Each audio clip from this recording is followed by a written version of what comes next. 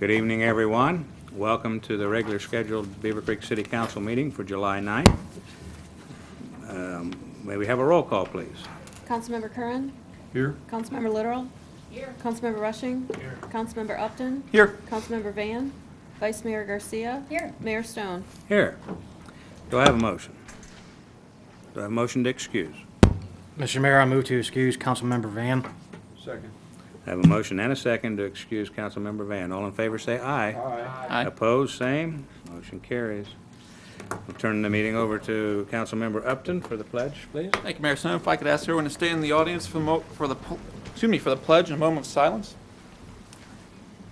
I pledge allegiance to the flag of the United States of America and to the republic for which it stands, one nation, under God, indivisible, with liberty and justice for all. Please remain standing. We gather to make decisions for our community. May we use only our best skills and judgment, keeping ourselves impartial and neutral as we consider the merits and pitfalls of each matter that is placed before us. Always act in accordance with what is best for our community and our fellow citizens. Thank you. Thank you.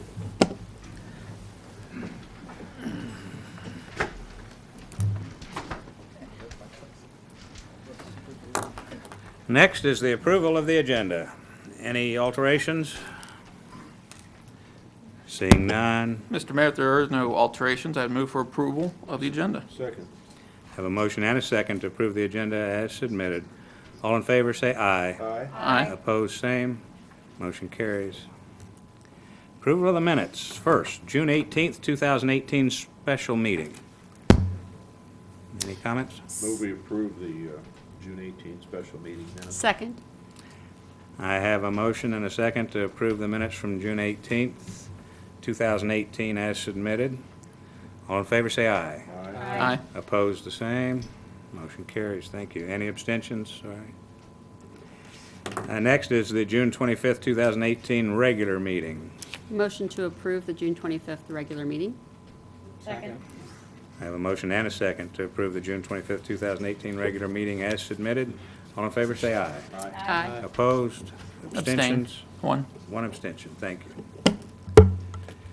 Next item is a public hearing, PUD 17-3.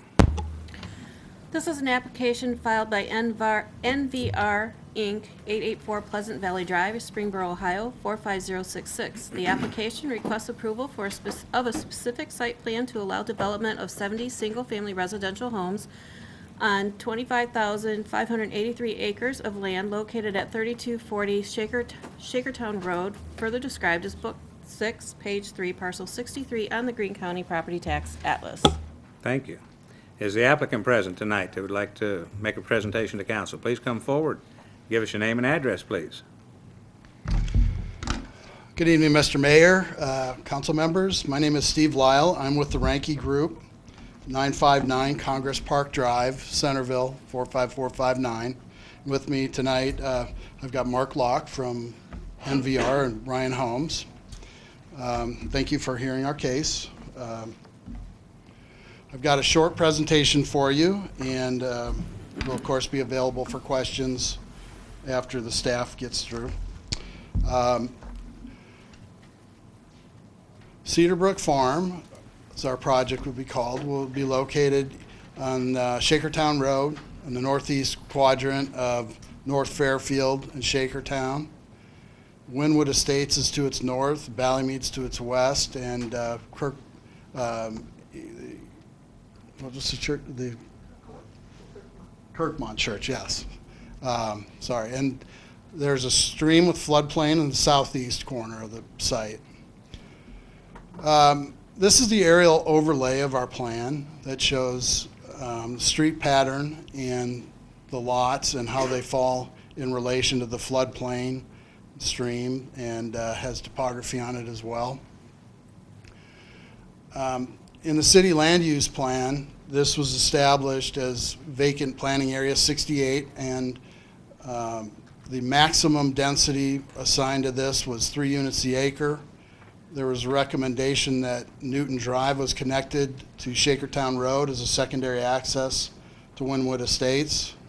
There's over 300 homes in Wynwood Estates with a single access point onto North Fairfield Drive. So that poses a safety issue. And there's a requirement that the developer would assist with the improvements to Shakertown Road, and we've agreed to do that. When the project was rezoned, it was rezoned with the 3 units the acre maximum zoning requirement, as well as lot minimum sizes and lot frontages, and we've met those requirements with this submittal. We also attempted to plan so that we would stay as much as possible out of the floodplain, so we wouldn't be doing filling in the floodplain, and we didn't want to get too involved with moving dirt around in the flood zone. So our site plan has 70 single-family homes, and that's 2.45 dwelling units the acre.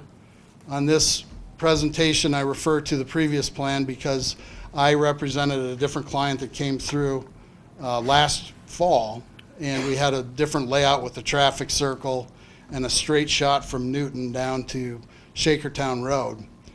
We had some requests that we relook at how the traffic would work, and we felt when we went for an all residential plan, we'd try and lay it out as some of the comments from citizens and the board members.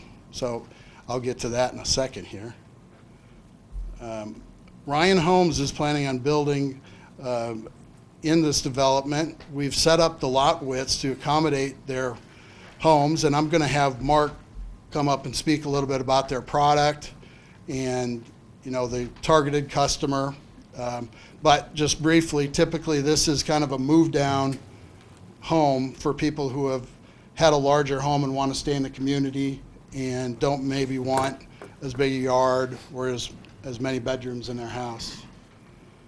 They've got some representative elevations for homes that will fit on these lots. As I kind of briefly discussed, the traffic comments that we received were that maybe we could reroute the traffic so that traffic would have to go through the development and discourage cut-through traffic.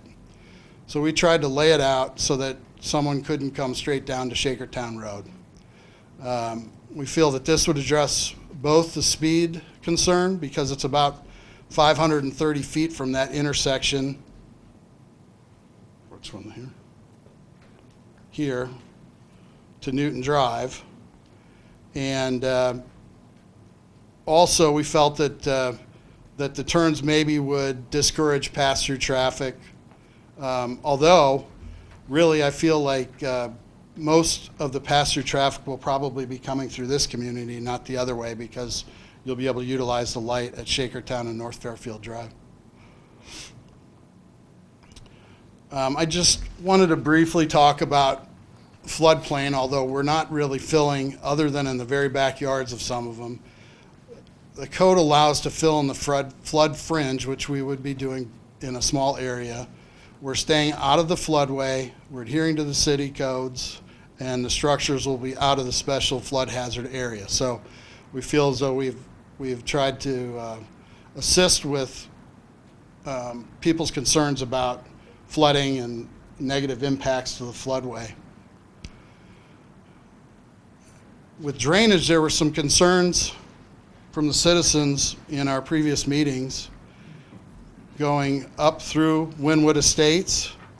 There's also some low-lying flat areas in the northeast portion of our site that had some concerns, and of course the stream. So what we've done is utilize a detention area here and a big pond down here. And we regraded the site so that there's less area coming to the northeast and in the northwest, and then throttled back this big pond. So the end result is that we're gonna, in a 100-year storm, we're reducing the flows in all directions over 80% off of the existing flows, because farms actually have a pretty high runoff compared to grass. I mean, there's more street, however, we are only covering with impervious area about 25%. So there's going to be less runoff post-development than there will be pre-development with the farm. So we feel like we're helping out all the flood issues that neighbors are concerned with. And this stream right here where we're going to be connecting in, according to USGS, has about 800 CFS, cubic feet per second. That's a measurement of how much water is flowing through it. We're going to be reducing the flow in that stream about 7% in a 100-year storm. So that's going to assist downstream problems as well. And that really, let me look through. I've got a couple other things I wanted to address briefly that have come up with previous meetings. One is people were concerned in this area there's some springs. There's some springs at Ballymead. And on our property, we've done soil testing but have not found any springs at this point. But the concern was, if you reroute the springs, is it going to harm my well water? Okay. So I talked to the Greene County Combined Health Department, and of course, what they said is, you know, the spring is coming out of the ground, and that means that the groundwater elevation is at the ground surface. Typically, the wells in Greene County are 50 to 125 feet deep. So if we take that water from the surface or slightly below the surface, it's not going to draw down from the wells. In fact, they have a requirement for wells that are shallower than 25 feet to get a special permit, because those wells, you know, if you had a spring or something in your yard and you wanted to use it, it requires a special permitting process because there's more pollutants that could get into that. But he said that that's not what people in Beavercreek have. They have 50 to 125 feet wells. So it's not going to negatively affect the wells. And there were some concerns about traffic also generated from the site and on Shakertown Road. And Shakertown Road is a collector, so it's designed to handle more traffic.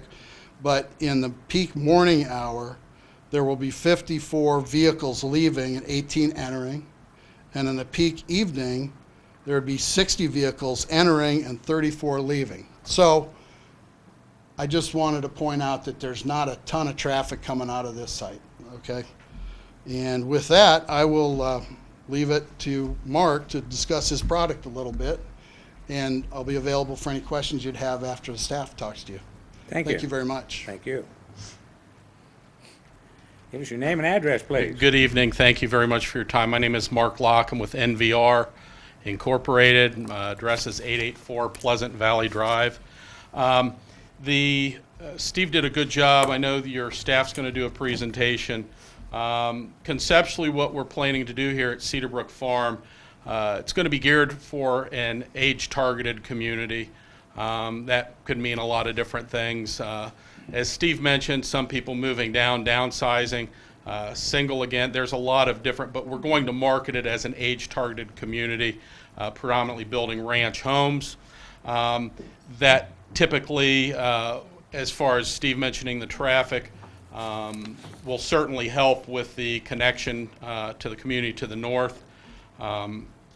We estimate the products starting in the upper 2s and the 290s, going up as high as to probably the mid 4s, and we'll probably average in that probably 370 to 390,000 on average.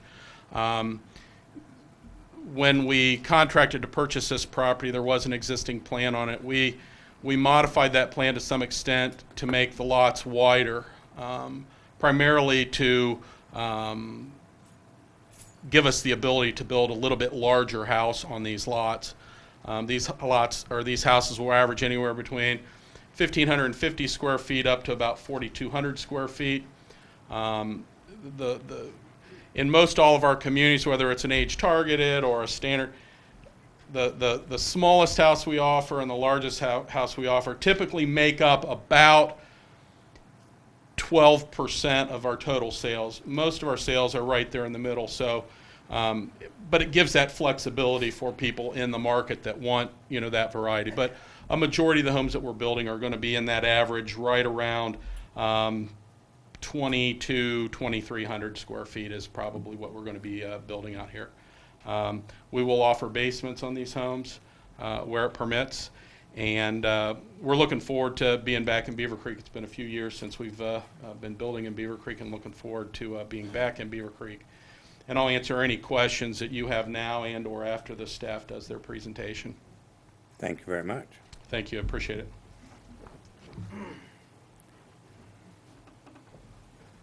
Good evening.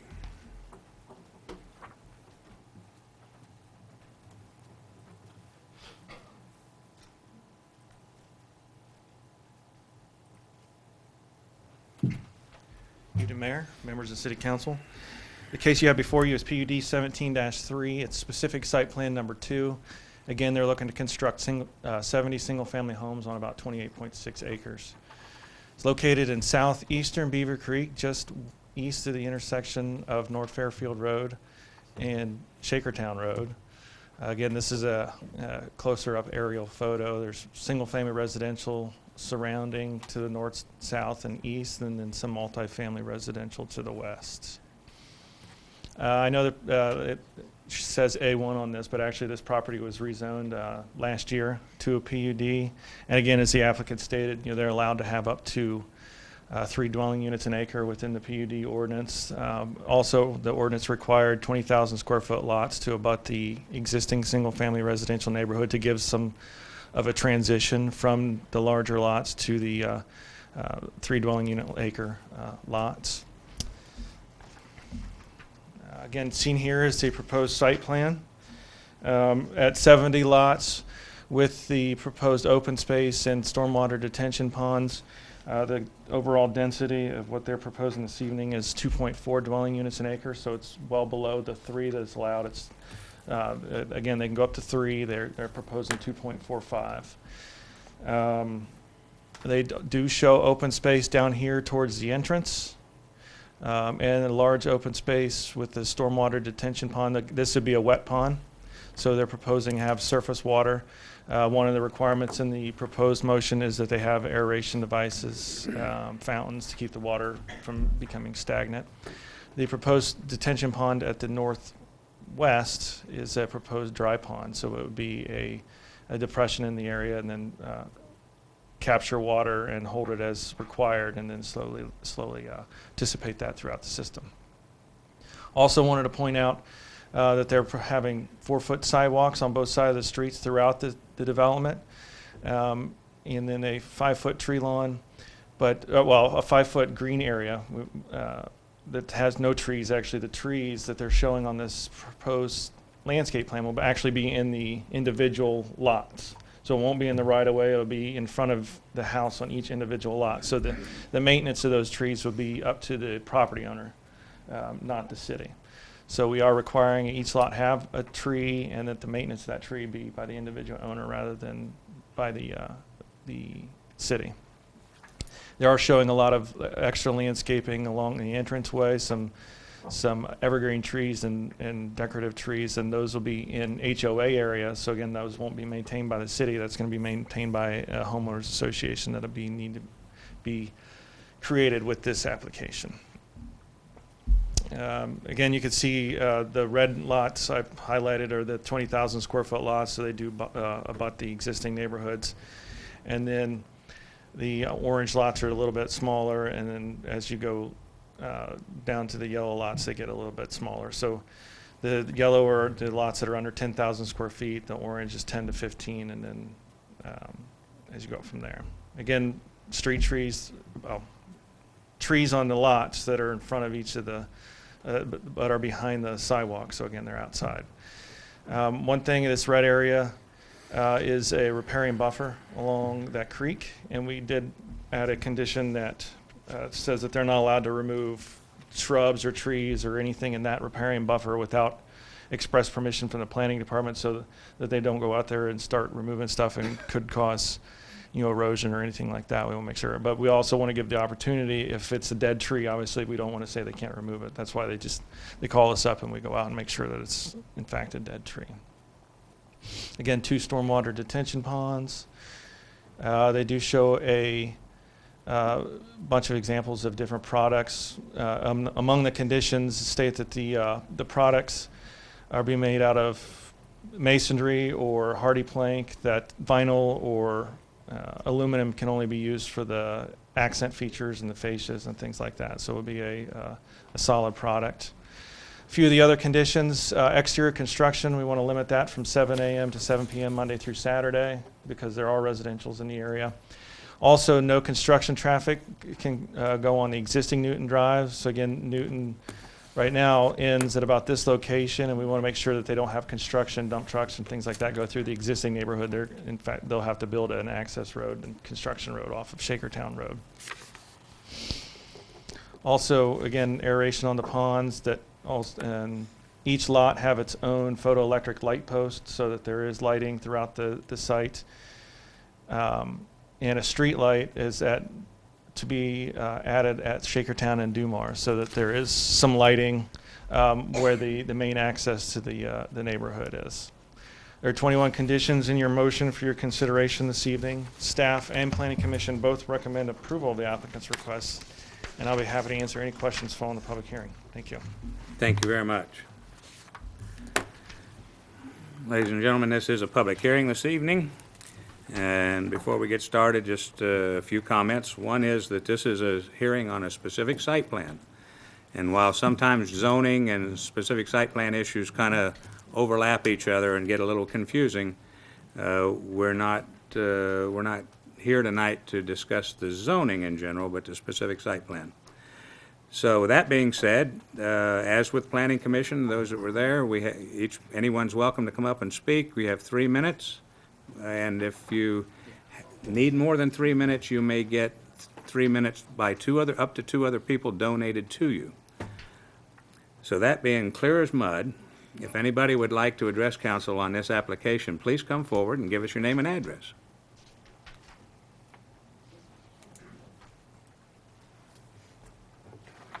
Good evening. Hi. Lloyd Cash, 3350 Greenburn Road, and the condos next door to this.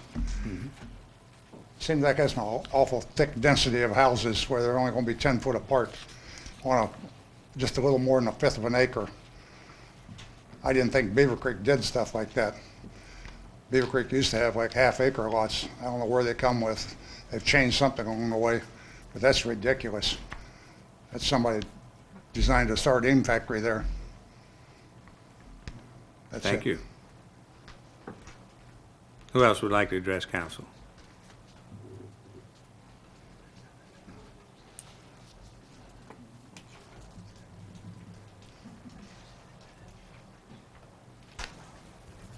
Good evening. Good evening. I'm Matt Fieser. I live on Newton Drive. The first thing I'd like to address there is the concern over water drainage. Obviously, this isn't new to Beavercreek, but there's an obvious issue with the drainage from this detention pond that located to the northwest of the property. So it's at 845 feet of elevation. However, where that water needs to go is at a higher elevation than 845, and it's clearly on the map. You can see it with the terrain, the topography. Another issue deals with the same thing. The Valley Mead retention pond is at a 5 foot higher elevation than that, and it's going to feed into the same network as that retention pond. So that water is going to take the path of least resistance and going to fill that detention pond up in the corner. And they say it's going to be a dry pond, but if you get water to flow uphill, then okay, then I'll believe that. And for all the new council members, when Design Home Developments was here, I presented pictures from 10 years ago that I presented just to show the water issues in the area, and nothing has improved drainage-wise. So I'd ask you guys kind of go back and watch that video and update yourself. I know before I addressed council, I worked with John Howlett and Dave Beach for at least 2 or 3 years before I did that. The next issue, obviously traffic and noise, and then my main concern is how's the quality of life and the property values of Beavercreek. So what's proposed in front of you, you have 10 homes that are on 5.4 acres. That sounds pretty reasonable. Then you have 60 homes right next to it on 13 acres. I mean, that's pretty drastic. There's 19 acres total of housing. So you have 10 acres that are either the right-of-way or retention areas. And in no way does this represent Beavercreek. I mean, it's going to create just total. And it's just not this development, it's all these developments that are going up. When all these farmers are selling these plots of land, they want to cram as many homes in as you can. Well, you know, if Beavercreek's somewhere around 80% developed and you want to develop the rest of the 20% at this rate, you're going to increase the population by 50 to 60%. So now we have a congested area, high traffic, and we need to make bigger schools, widen roads. Well, that'll be on the backs of the voters. And then, let's say, you know, the age targeting that they're targeting that's going to live here, you think of people of that age are going to want to live in a really expensive area because the taxes are so high and such a densely populated area. I mean, I don't think that's realistic. And my next concern is the fact that these are Ryan homes and the negative commentary that I read on like the Nextdoor app. So when this was posted for the commission meeting, 21 out of 46 comments were negative towards Ryan homes, that they were, you know, cheaply made. Some comments, Ryan homes are trash. One guy had a nephew that was fired that worked for the company. And then one we regret every single day that Ryan built our house. However, there was a positive comment. The guy lives in a Ryan home. He loves his house. Ryan homes are of no less quality than that of other production homes. He then went to say that asked the question if custom homes have better quality. Sure they do, but you've got to spend much more for it. He ended the comment with, you get what you pay for. All right. Well, Matt, your time is just about up here. Can you wind it up, please, real quick? If you want to come up forward and come forward and give us your name and address, please.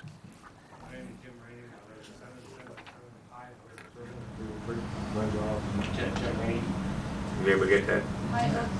Yes. Thank you. So that's concerning because they want, you know, obviously want to build 70 of them next to me, and it should be concerning for you that it's going in your city. What's the long-term effect? You know, if this truly is, I can't speak for Ryan Homes, I never lived in one, I never owned one, but if they are poorly made and there's going to be much upkeep in the future, are people going to spend that money into it, or are they going to let their homes go to crap? I mean, if I go buy most people that go buy a Chevy Cavalier versus a Chevy Impala, you know, they spend that extra money. Are they going to take better care of it long term, or are they going to dispose that Cavalier when it has 100,000 miles? When it, you know, there's different analogies you can look at. It's just concerning, and it should be concerning for you guys that they want to build this many homes in Beavercreek. I guess I'll end there. Thank you. Thank you, Matt. All right, who else would like to address council? Don't be shy.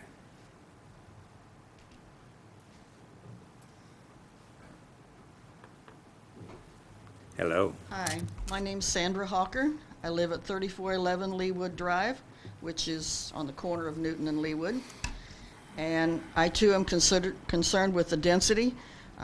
We moved to Beavercreek when I was 14, and there was a lot of farms in, and all the lots were half acre. And I've never liked the high density that you've put in some places.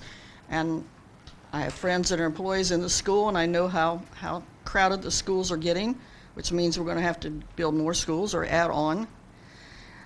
I also have a question on that dry pond. If it's going to be dry, is it going to have grass in there? Is it going to have weeds in there? How's that going to be maintained? And then I too am concerned about the Ryan homes. I've heard many negative comments on, and I want to know if the zoning is going to make sure that they do things the way they're supposed to be, because I've heard comments about the poor quality on plumbing and electric, and if this will be carefully monitored. I think that's all. Thank you. Thank you.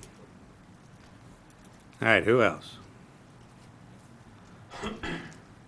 Hi there. Hi, my name is Christy Snoffer. I live at 3349 Cross Creek Court. I want to urge you not to approve another Ryan Home community. I want to echo everything he said, and also the others. Right on. I mean, the quality of life and the value of Beavercreek. It seems as though as we drive down, other whether Beavercreek or other surrounding communities, it's, oh, there's another Ryan community. Oh, there's another one. It's just they keep popping up and popping up. And right now, while they're brand new houses, they look nice and they've got the new carpet and everything. Like he mentioned a cheap quality car. A cheap quality car is great if you're the first owner, but it's that second owner and it's that decades down the road. And I'm a new homeowner in that I remember looking at homes, and I remember going and looking at the Ryan homes and thinking, ooh, I could build this for the same price as buying, a house that's been around for 50 years. And it does draw you in, and you think, ooh. And then you start to think, well, but what happens when I go to sell it? It's not going to hold that resale value. We want our Beavercreek homes. We don't want people just to move into Beavercreek, sell, and then the value to go down. We want to hold this value, and we want a home that's going to last. We want the homes to build on their value. I heard something, and forgive me, I don't have the statistic, but they say that a home built today, and I'm not talking just about Ryan, I'm talking about in general, a home today is only supposed to last 50 years before it's supposed to fall down and you're supposed to do another one. Well, I sure hope that the homes being built in Beavercreek are going to last for 100 years, longer. I mean, we've got some of those old farmhouses that were owned and built by the founding members of Beavercreek. So looking at a home, I did go in Ryan Homes, and I could see the poor quality. I will say, I know that some people have said, oh, well, I've lived in a Ryan home that was built in the 80s, and it's still lasting. It was built by, so-and-so local, and this so-and-so local. So I want to preface it by saying I feel the Ryan homes that were built in the early 80s, 70s, 80s are vastly different than the Ryan homes that are built today. It's a lower quality. They're not using... And I could be totally wrong, so feel free to correct me. But I don't think that they're using the local vendors that would charge this. They're using cheap labor. They're cutting corners wherever they can cut corners. And you can see it when you go and see a house, and I've been in plenty. Whenever I talk to friends of mine that are in a Ryan home, it's, oh, you're not going to believe this. Oh, you're not going to believe that. Oh, I've never met anyone that likes their Ryan home. And so I definitely have never met anyone that's like, oh, I'm going to go buy a resale Ryan home. The resale value, and I do want to touch on, I don't think it's just that it's half an acre. I feel even if Ryan Homes were to come in and say, okay, we'll give every house an acre, I still would have reservations because of the quality of the homes. So I totally agree. I feel like this is too dense, but I want to say it's too dense and the quality of homes. Thank you so much. Thank you. Who's next?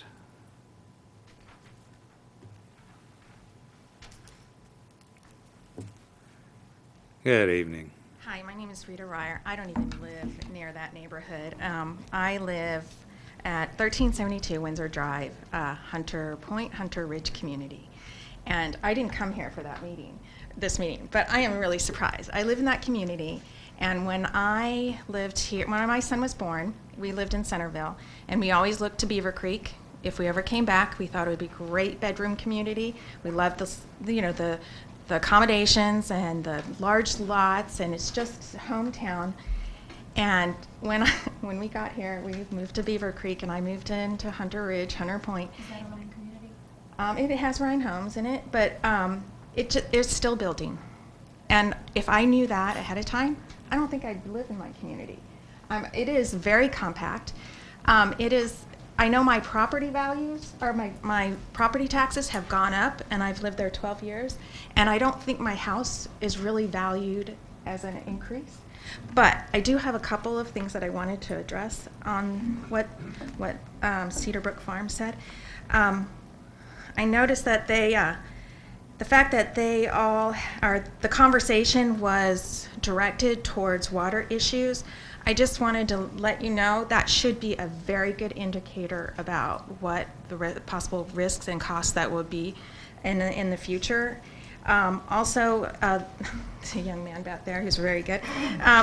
the condensedness of it, you're just going to increase your upkeep costs, whether it's your school taxes, your property, your municipal costs, the city management over here, I think. But you have to keep thinking about your long-term costs. I see that Beavercreek might make money in the short term, but in the long term, are we going to make money off of the community, especially with the type of the homes? I think it's they're lower value homes, so you're not going to generate as much property taxes. I mean, how much can you get in property taxes on a smaller home, and how much can you really ask the community to keep paying property taxes? I know mine have gone up for the past 12 years, and it's not what I expected. But that's all I have to say. So, all right, thank you. I don't know what else to do. Okay. All right.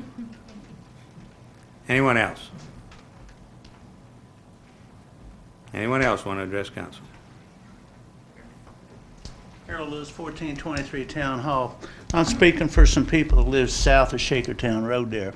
Their question is, and I heard them talk or staff talk, 50 to 60 cars in the morning, evening, going in and out of this place. But that does not take into consideration Newton, traffic coming down out of Newton. This is how they're going to be able to access North Fairfield Road.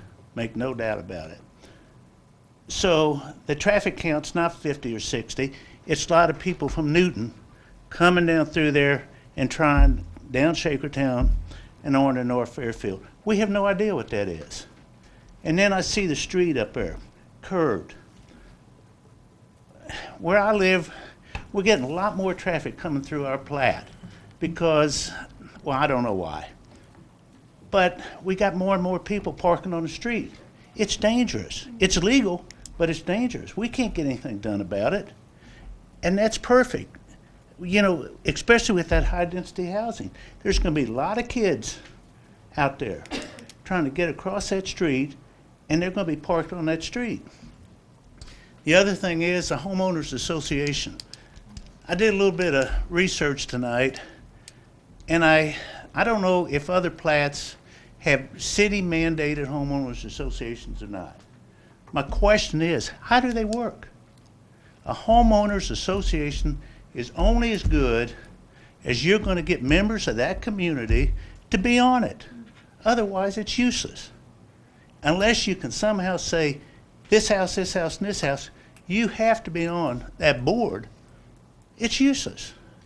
So why even have it? It's something else that the city's putting out there that they can't enforce and won't enforce. They will not enforce that. Will the city staff be going to those meetings?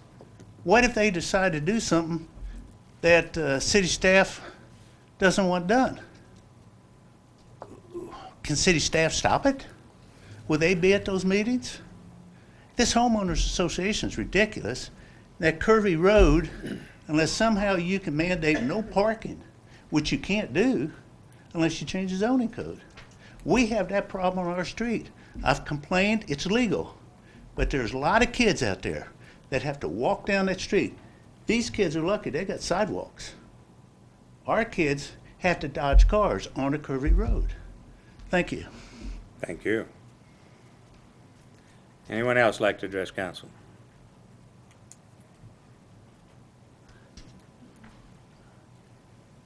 Good evening. Good evening. Bonnie Pedalt, 3149 Southfield, which is nowhere in this plat. I've just been reading about this and thought I had to come and say something. I am a lifelong member of this community, as were my parents. In fact, my mother's maiden name was Green of Greene County, so we were founding fathers of this community. And I just want to say to you, please, we're better than this. This density is crazy. We don't need it. Our schools are going to suffer from it. We've got great schools, and I hope you're working with the schools. I hope that they know what's coming, but we are better than this. We don't need this density in our community. That's all I've got to say. Thank you. Thank you. Anyone else? Last call.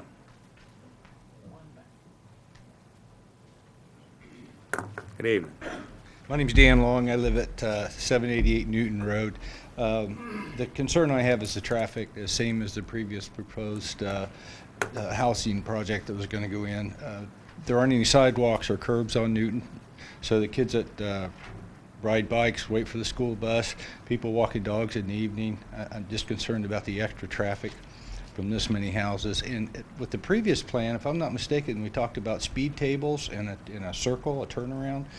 I don't see any of that on this plan. I was just wondering if that's still a consideration or if that's not going to be concerned with this new site plan. Thank you. Anyone else?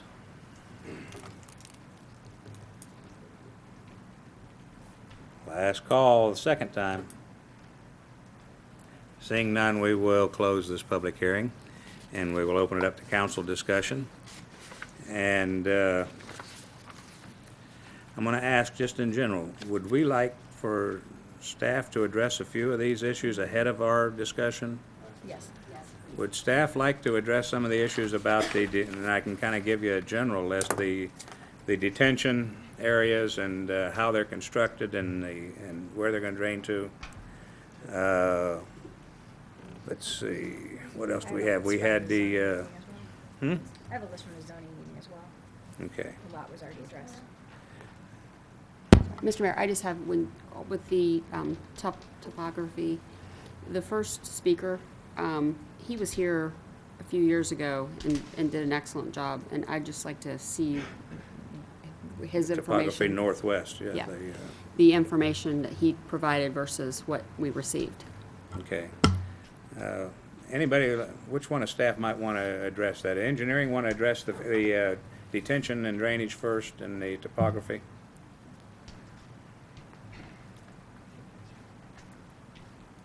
Good evening.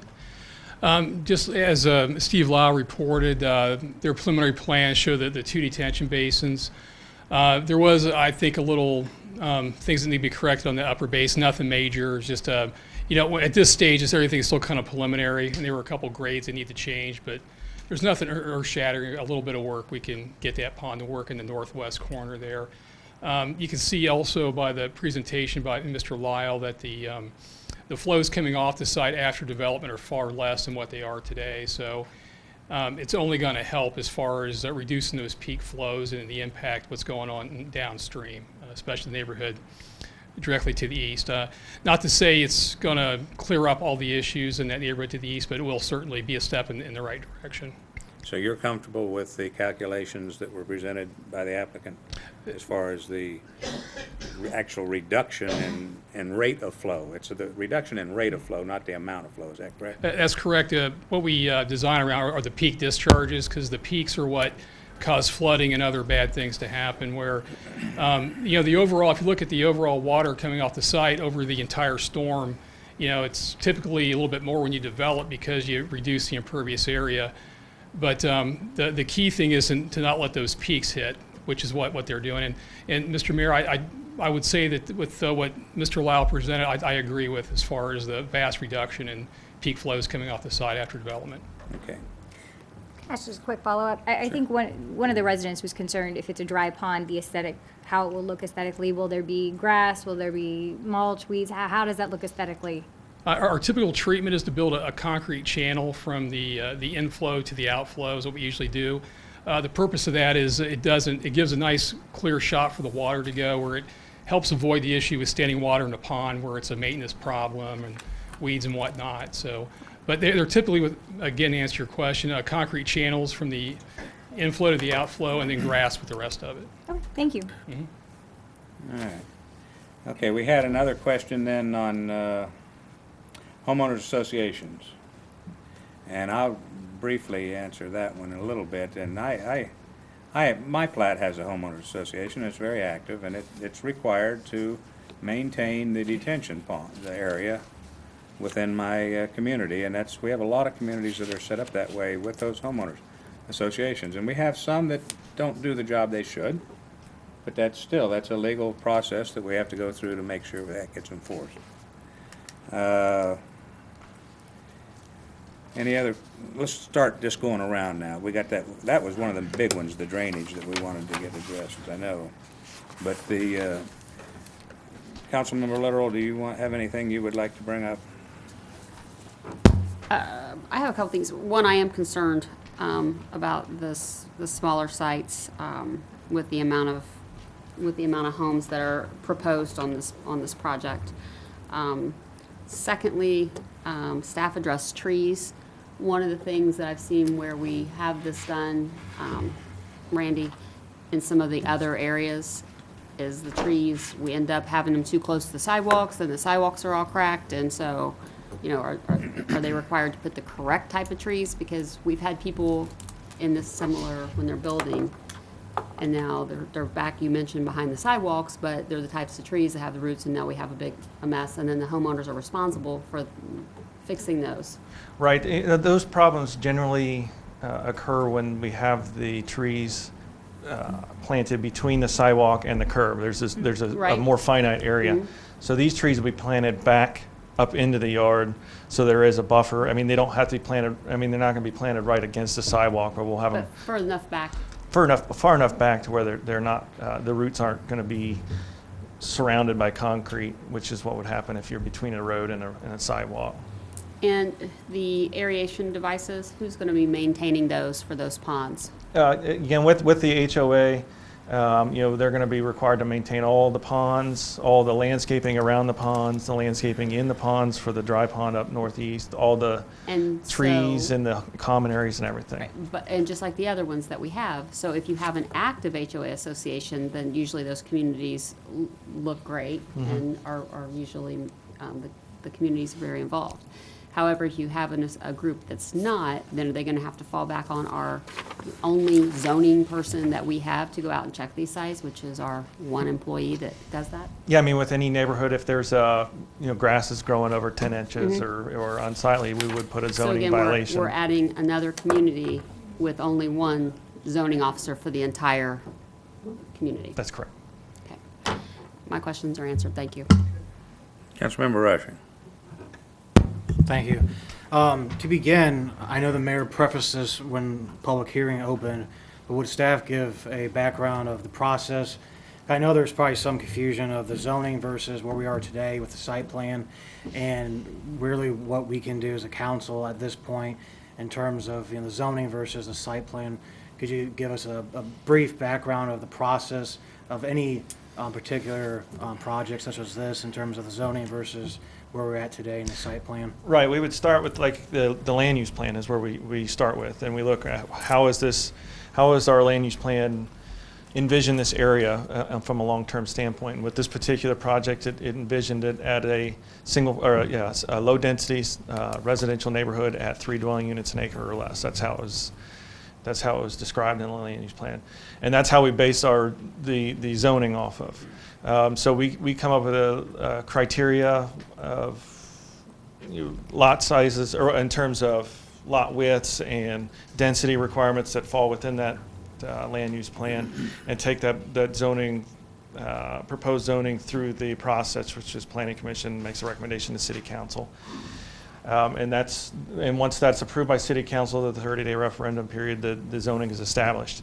The site plan is more the finite details, so that's when we get into more of the landscaping, the materials, the layout of the roads and stuff like that, and we ensure that those layouts do not conflict with what the zoning is established, so that, you know, the zoning for this particular one established 60-foot lot minimum widths, and so we would make sure that whatever they're proposing here this evening doesn't have lots that are less than 60 feet, but or that, you know, the density isn't higher than 3.0 dwelling units an acre, and that the uses, because in the zoning we establish what uses are allowed, and the uses they're proposing aren't against what the zoning. So this phase, we're analyzing what they're proposing specifically in terms of the housing and the lot sizes and road layouts, specifically against what the zoning was established and what's allowed and what's not allowed.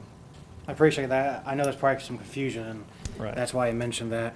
One of the more common concerns was traffic, and correct me if I'm wrong, but in the resolution, there is, at the north end of Newton, there is a proposed speed platform, I believe. Right, is the where term. the condition that Planning Commission added was that a speed table be added in about this area here. So the reason that there wasn't speed tables included and the traffic circles gone is because, as the applicant stated, originally when design homes came through, there was a plan to have Newton Drive be straight shot down through and attach directly to Shakertown Road, and then some side streets off of that main trunk. Whereas this one is more of a circuitous way, and so we felt that there wasn't that 1,200 foot long stretch of road without any turns. And so the traffic circle broke that 1,200 up into half, so each were 600 or whatever the distance was specifically, I can't remember. But that traffic circle was intended to break that lone single stretch up. Sure. And this particular one won't have that from a direct access standpoint. In a similar community, Wagner Trace, they have and designed in the road where every so many, and I'm not familiar with the terminology, so please correct me, but every so often the road gets narrower where there's easier access to the crosswalk, and the road itself is more narrow, and it discourages, in my opinion, excessive speed. Is that something that's possible here? I mean, I would have to defer to the design on that one. I don't know if I'm being clear. Am I making sense? No, I understand what you're saying. Road. I don't know what you call it. But. Right. I can't think of the term off the top of my head either. But bump outs. That's the term. Yeah, the traffic or the sidewalk bump outs. I mean, I see two benefits to that. One, encourages easier crossing from one sidewalk to the other, and two, in my opinion, it would discourage excessive speed. Just because the road's more narrow, therefore you have a natural inclination to be more aware. Right. At least I do personally. I don't know if that's. Well, I'll let the purpose it's of their. Please come up if you want. If you want to address the question, please come up. Well, I just do it from, and Mark can talk about the other development, but specifically with our development, when you look at the curves coming from Shakertown, and then these 90-degree intersections, I feel like that will slow traffic down enough by itself to not warrant any additional traffic calming measures. The other thing is when you have the bump outs, you have a little bit of different maintenance issues. Your snowplow comes through, has to go around, and these streets are the typical street width, so they're not, as far as crossing the street, you'd have ODOT crosswalks there. So I don't think in any way it would be unsafe to cross it with your typical street section. I think what we tried to do with this design through the curves and through the circuitous routing was to, hopefully not necessitate any different traffic calming measures. So. And I appreciate that. I just mentioned specifically, this neighborhood is very similar, in my opinion, to Wagner Trace. And Wagner Trace is laid out similarly. And I wasn't here, obviously, during that discussion, so I don't know the genesis of why the bump outs were discussed during that time. Yeah. But in my opinion, I think that's something that could be beneficial to mediate any concerns from citizens who may have, excessive speed issues. Right. Yeah, we built a majority of the homes in Wagner Trace. Those bump outs were not in the first sections, they were in the back sections. And one of the concerns was that straight shot you have from the community in the back, that people just come, and that's why it was done. As Steve mentioned, now had we made the direct connection from Newton out to Shakertown, roundabouts, tables, that kind of stuff would be used for traffic calming. But because of where the intersections are placed, they weren't designed to have that because of this. So it's somewhat similar. As a matter of fact, this has a very similar look to Wagner Trace, especially coming in the entryways. You got two cul-de-sacs off to the left, and it's very similar. That really wasn't done in that first section. It was done in that back section mainly because, and I forget that community to the south. Summerfield. That we were connecting to Summerfield, and that was going to be a straight shot all the way out to where that street terminated. And that was something we wanted to do to keep the cut-through traffic from speeding. So Plus Newton's narrower up there where it's not, there's no curve, right. There's an outline constriction also. Right. Good for now. Okay. Vice Mayor Garcia. Thank you. I appreciate you guys coming so prepared. It seems like you've done a lot to improve the concerns from the first time this housing development came through. I especially appreciate the layout of the two cul-de-sacs. I think that snaking will help any concerns that people will cut through from North Fairfield. That'd be a pain. I wouldn't do it, but that's just me. I do have a question, though, for staff. I was not here last year, so I'm one of the newbies. Can you explain, when this was rezoned with this specific intent in mind to make this a developed housing unit? Develop.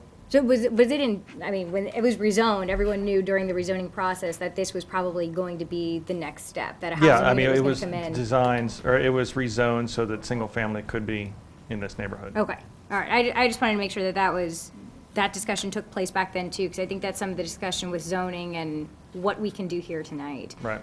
So I appreciate that. And I think one of the concerns that kept coming up repeatedly was the high density. Can you remind me the last time Beavercreek approved a housing development like this? I heard it was back in 2005 for Widening Trace, but I don't know if Widening that's Trace, true. I believe, is the last single-family residential neighborhood that we've actually started construction. I know we rezoned one a few years ago, but it never came to fruition. Okay, and that was a few years That was back. 2004, I want to say. 2004? I would say. Okay. I'd say it's probably been 14, 15 years. Okay. I just wanted to double check on that. Thank you very much. Councilmember Upton. Yeah, thank you, Mayor Stone. A lot of my concerns have been addressed, specifically about the water and the topography. I'm hoping this alleviates. I'm not confident that's going to solve the problems, but I'm hoping it lessens the problems.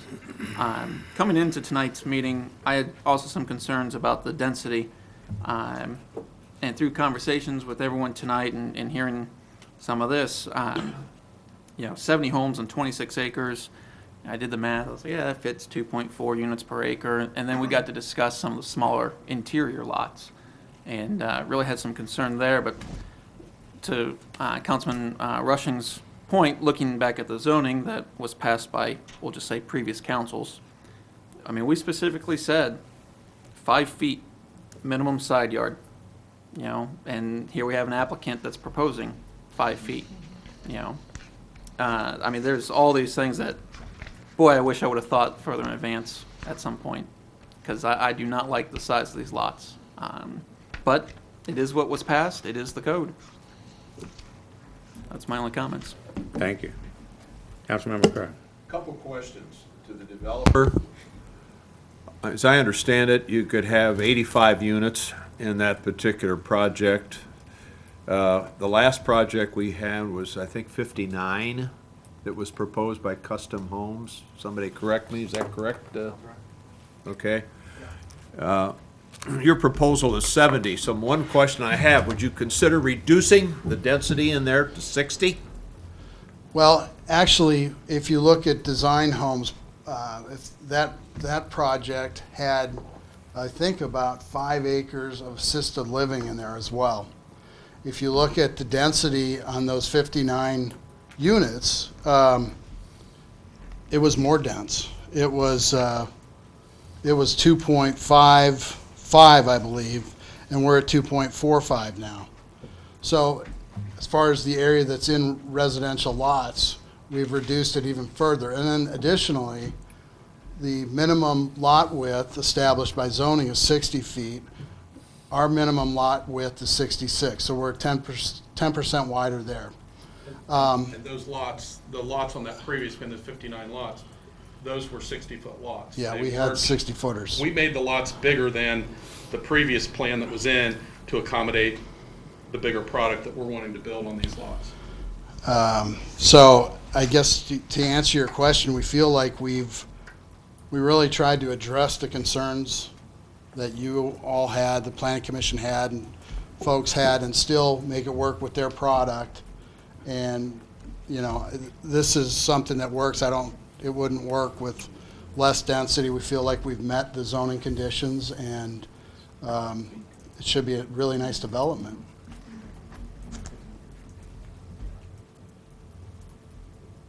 Second question. I had this problem when I was on the Planning Commission, and as these access roads go from one plat to another, there's a city requirement, is that correct, Jeff, that you have to cut through, that you can't close Newton off? Is that correct? It is a city mandated guideline adopted by ordinance within the land use plan. So anytime we have a vacant area like this as a farm, You must cut the road through. it says in the land use plan, for which is the future to how the plan, this policymakers now and beforehand have said this is how the property envisions. We call them vacant planting areas. Anything that's significantly substantial size that does that as a farm or whatever, it's not anticipated to stay that way. Eventually the farmer wants to sell. That's how we started this process. So we go back and look at that specific language associated with that vacant planting area. And since the land use plan inception back when we were incorporated in 1980, the plan has always called for a connection to Newton through this property. This wasn't something that was brought forward by the developer as a need for their development. It was something that we said, look, in order to adhere with our plans that have been on the books since we were a city. There's over 300 homes or something in the back with one access point, and it's been something that's been on the vision for this community based on policy members since we were incorporated that road connect. Really? Yes. Well, personally, I just disagree with it. I think there's. It's not the I case think that- the I only mean- thing, the backup here is a speed table, which I respect that. But Correct. I And to clarify the statement about this being a policy in terms of all connections, that's not the case. We have you see a lot of residential neighborhoods that are new that don't connect. Again, the idea of connecting neighborhoods is to disperse traffic from concentration on major thoroughfares. So if you have multiple ways to get in and out, you disperse the traffic throughout a multiple vicinity as opposed to concentrating traffic, which is bad policy, into one location, as is currently the case in Newton. If you disperse traffic throughout the area, I know there's neighborhoods across Fairfield that are all connected. There's about 4 neighborhoods that are connected through there that have access points to Shakertown, but they also have access points to Fairfield. The traffic tends to disperse throughout the neighborhood to get to the major thoroughfares as opposed to coming out of the plats and concentrating in one location onto a major thoroughfare. But some cases those don't work, like connections. We've seen applications in the past for substreets were not connected because it was a concern of the neighbors and there was alternative means to get in and out. But in this particular instance, where there is language that guides the development of this property in the land use plan, it does call for a connection to Newton. It's not an overriding policy by any means within the city, but in this case, it is pretty specific that this was the intent, if this land were developed to extend Newton Drive. I understand. Thank you. Thank you. Anything else, Councilman? Nothing else, Your Honor. Okay. Can I ask the developer what percentage he anticipates or of ranch homes versus two-story? I saw in the models that there's at least one two-story. Yeah, that was put in, that two-story is a two-story that has a first floor owner suite. We envision and will market this as an age-targeted community, highlighting our ranch homes. The model home we will build here will be a ranch home. Could there be a two-story? There could be. That's not what we're going to market, but we certainly don't want to turn someone away, let's say, that has grandkids that visit that want them to be upstairs and 2 of the bedrooms upstairs while they're down on the first floor. We don't want to turn someone away. If I had to put a percentage on it, less than 5%, and that even seems high. Okay, so this development, however, is not restricted. You could put any of your models, any Ryan model, in this plat. Is that correct? You can answer it first, and I'll ask staff how they read it. Yeah, the concept again. Yeah, this is not age restricted, but what it does say is that any product that would differ from what we've submitted has to come back to the planning department. If there is a question as to whether or not it's consistent with what we've communicated to you this evening, we have the ability, or would have to come back, I think, both to the Planning Commission and the Council to explain why there is a discrepancy from what we've committed to this evening if your staff does not believe it's consistent with what we've committed to this evening. Yeah, okay, thank you. I appreciate that. And I'd like to get consensus from staff as well on that. Right, in the motion you have before you this evening, there is 5 or 6 models presented, and it specifically says if they're not consistent with that, then again, we'd go to planning Which commission. condition is that, if you don't mind? Let me find it.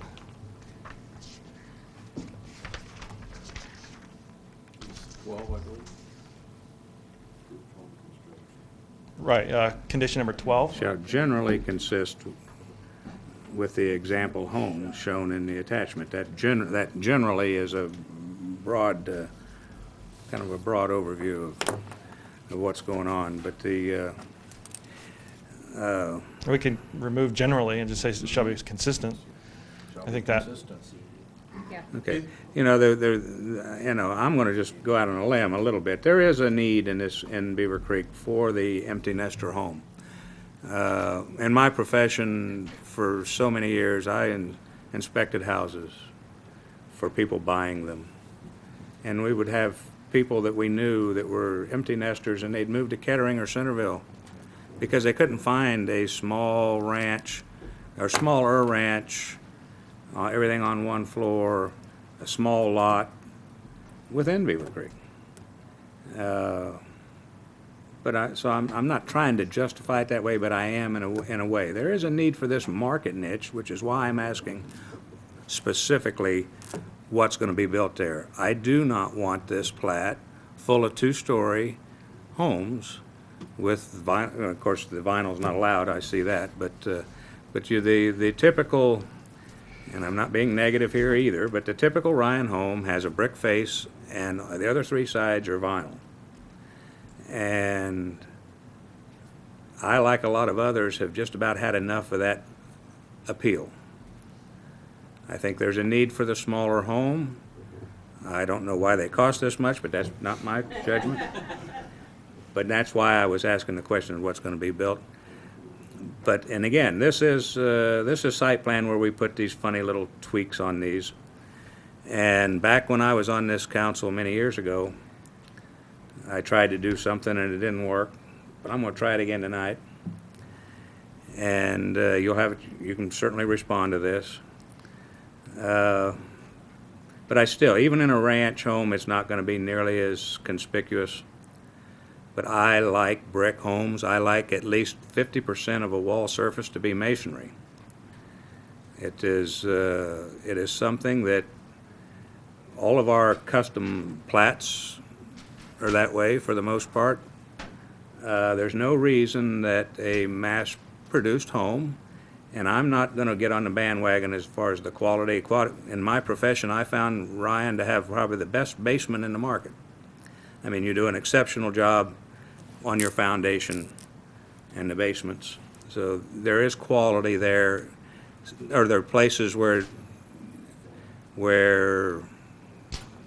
I don't want to say shortcuts are taken, but options are taken based on your buyer that make the house more affordable per square foot. And that's just what the market is and what you do. But I am going to open for discussion the idea of mandating 50% masonry surface on all walls. Now, would you please respond to that for me? Yeah. If you look at the product that we're offering, this is something that we don't offer in all of our communities. We're specifically introducing this product line. It's a craftsman or cottage style elevation. If you look at it, it's got a lot of water table, it's got a lot of board and batten, vertical board and batten, shakes, different webbing in the eaves, and the design of this cottage type elevation is not typically one you do with, it's not like back in the 80s and 90s where you were building a 4-side brick home. It's the architectural feel and look of the product we want to bring to this community. We found it's got a little bit richer look, and it does. It's got water tables, it's got the, like I said, board and batten, the shakes. And to achieve that in like a stone, which a lot of these homes have the stone water table versus the brick water table, especially the ranch homes. That 2-story you're showing there, even though it's got the first floor, our 2 stories will show a little more brick. These craftsman cottage style ranch homes a good majority of them use that brick also, or use stone also as an option. To do 50% of stone on a house, you don't do that architecturally. It doesn't look right. So that would be forcing people to eliminate the ability to do a stone front, stone water table on the home and do strictly brick, because you can't put the stone on there. And that was one of the discussions we had with staff was, yeah, we'll agree to do the no vinyl. It'll be hardy plank, stone, brick, but to require 50% would force us to do nothing but brick, because you're not going to put 50% stone on any side of any house. The front, the side. I understand that, but it can be half brick and half stone. It doesn't. But the point being, go ahead, please. I don't want to interrupt. It's not the front. You do a nice job on the fronts. It is the backs in particular that when I go through these plats or I drive along a main road and look down on the plats, and it's not just you. It is a sea of lap siding, 2 stories tall, and it's not appealing. I don't know. I do go into some plats that have been around for 25 years, and once the trees have grown, right, it makes a big difference. Right. The ranch homes also, they mass, what I call mass differently. The amount of openings, windows, doors we have, let's say on the rear of the house, breaks up the back of that house. It's a little bit different. I'll be the first to agree. There's some 2-story homes where you've got some openings on the bottom, and then you've got 1 bedroom window, a 2nd bedroom, and you've got a big 2nd floor that is a sea of material. With a ranch home, that's not the case because of the openings that are on that house. Yeah, I agree. It's not nearly as big effect as far as visual effect on a ranch home. It's not the requirement of 50%. It's trying to maintain the architectural design of the homes that we're wanting to build out there. Well, let me put it a different way.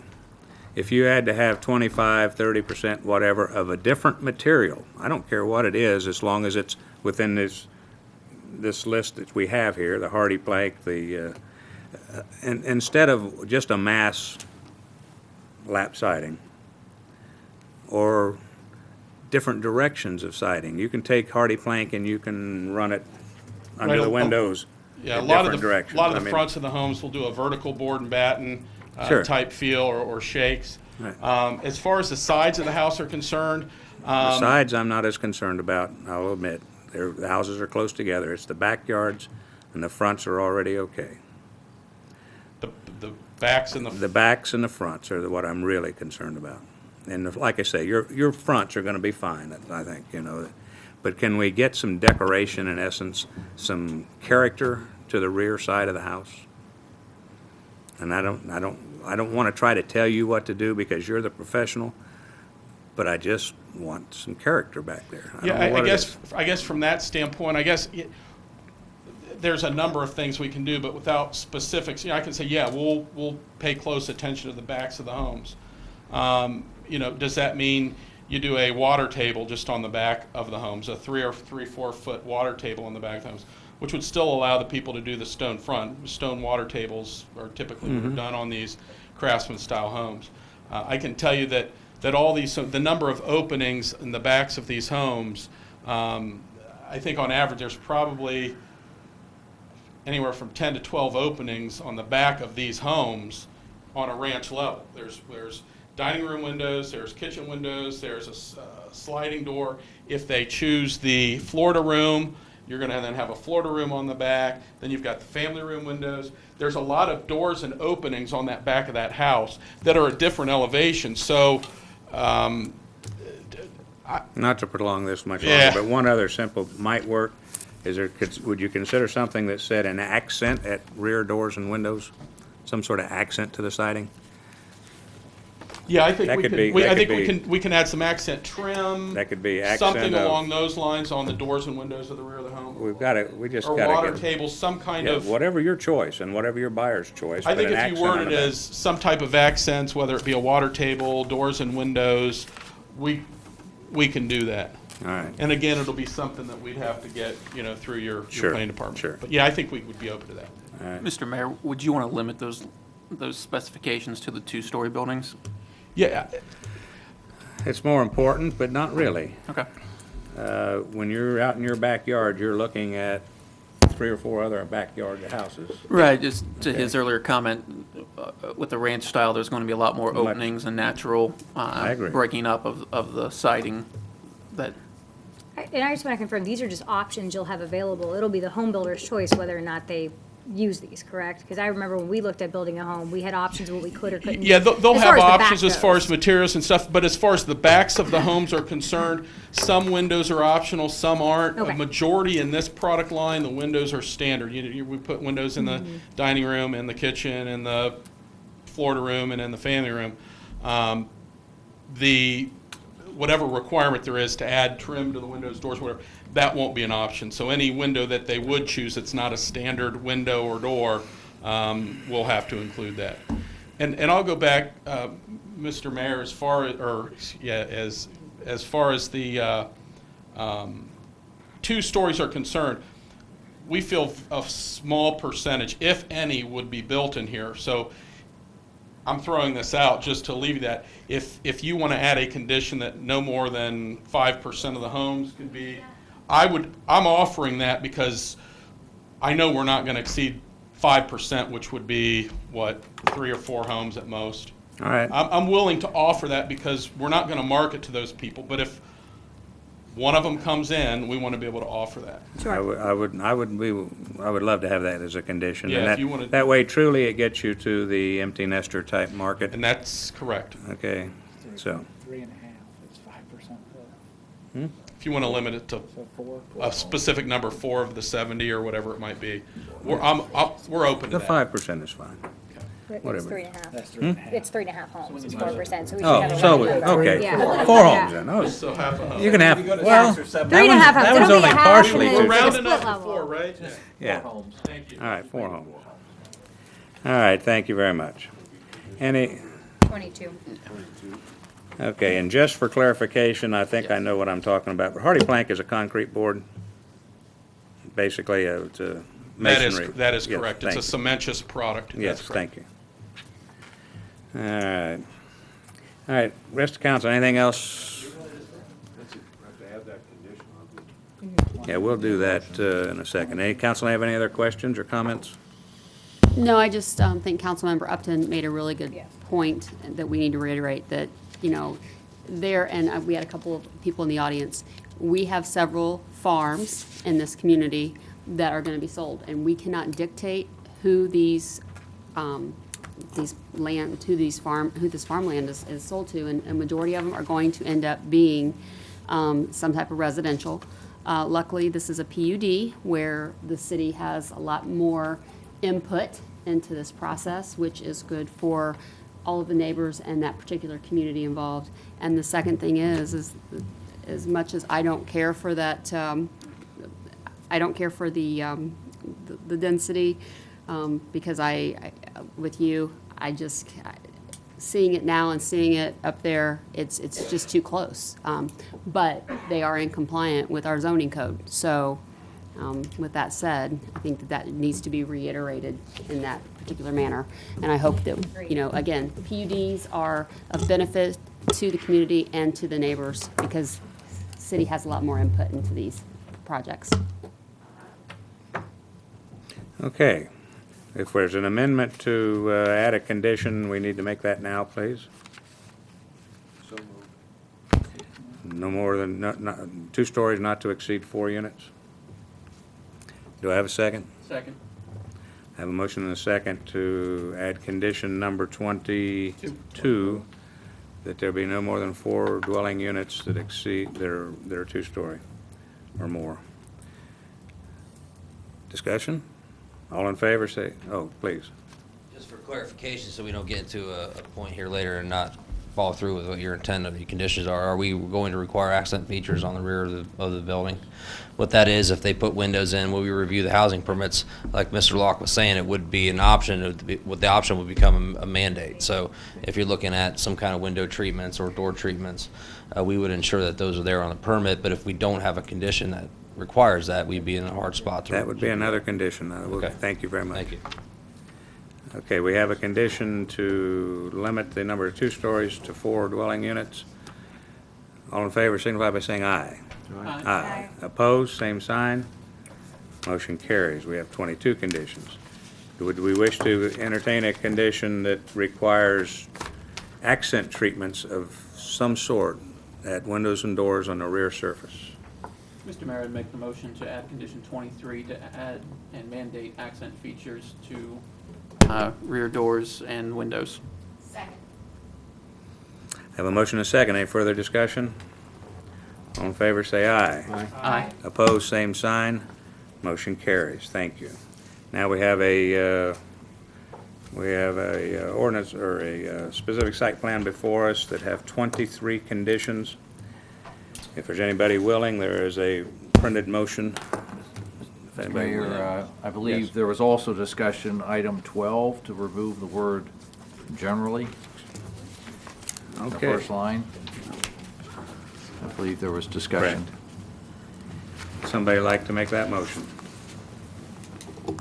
Mr. Mayor, I can make that motion to remove from condition 12 the word generally in the first line. I have a motion and a second to remove the word generally from condition number 12. All in favor say aye. Aye. Opposed, same sign. Motion carries. Now, if somebody wishes to, we can make a motion. Anyone? Mr. Mayor, I move for the purpose of taking administrative action, approval of specific site plan for Cedarbrook Flower Farm on the basis that City Council finds that the facts submitted with the application and accompanying materials and modifications, amendments, and supplementary conditions satisfy the standards and criteria for a specific site plan as per section 158.066 of the zoning code. Supplementary conditions required of this approval shall be as followed, of which there are 23. I further move that this motion, with all its conditions, be fully recorded in the minutes of this council meeting. Do I have a second? Second. I have a motion and a second to approve specific site plan number 2, Cedarbrook Farms, as amended. All in favor, say aye. Aye. Aye. Opposed, same sign. Motion carries. Thank you. Thank you, ladies and gentlemen. Thank you.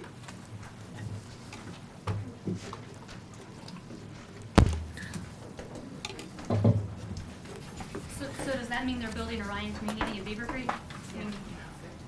So, okay, even though nobody wants it. I mean, so, I mean, I guess can we change it now so that those future farms that are being sold, we can't do this, like, because it sounds like none of, I mean, I'm sorry, I'm speaking passionately because I'm irritated. I'm not saying the correct terminology, but it sounds like nobody wants this. So can we change the code so we can avoid it later?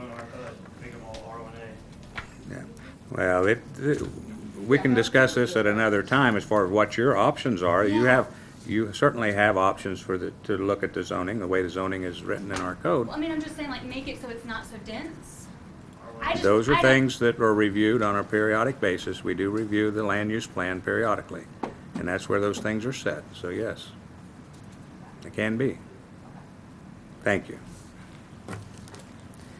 All right, next item, ordinances, resolutions, and PUDs.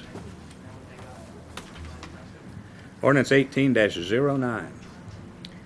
This is a third reading of an ordinance providing for the submission of to the electric amendments of the charter of the city of Beavercreek, Ohio, and to place the same on the ballot at the general election November 6, 2018. Thank you.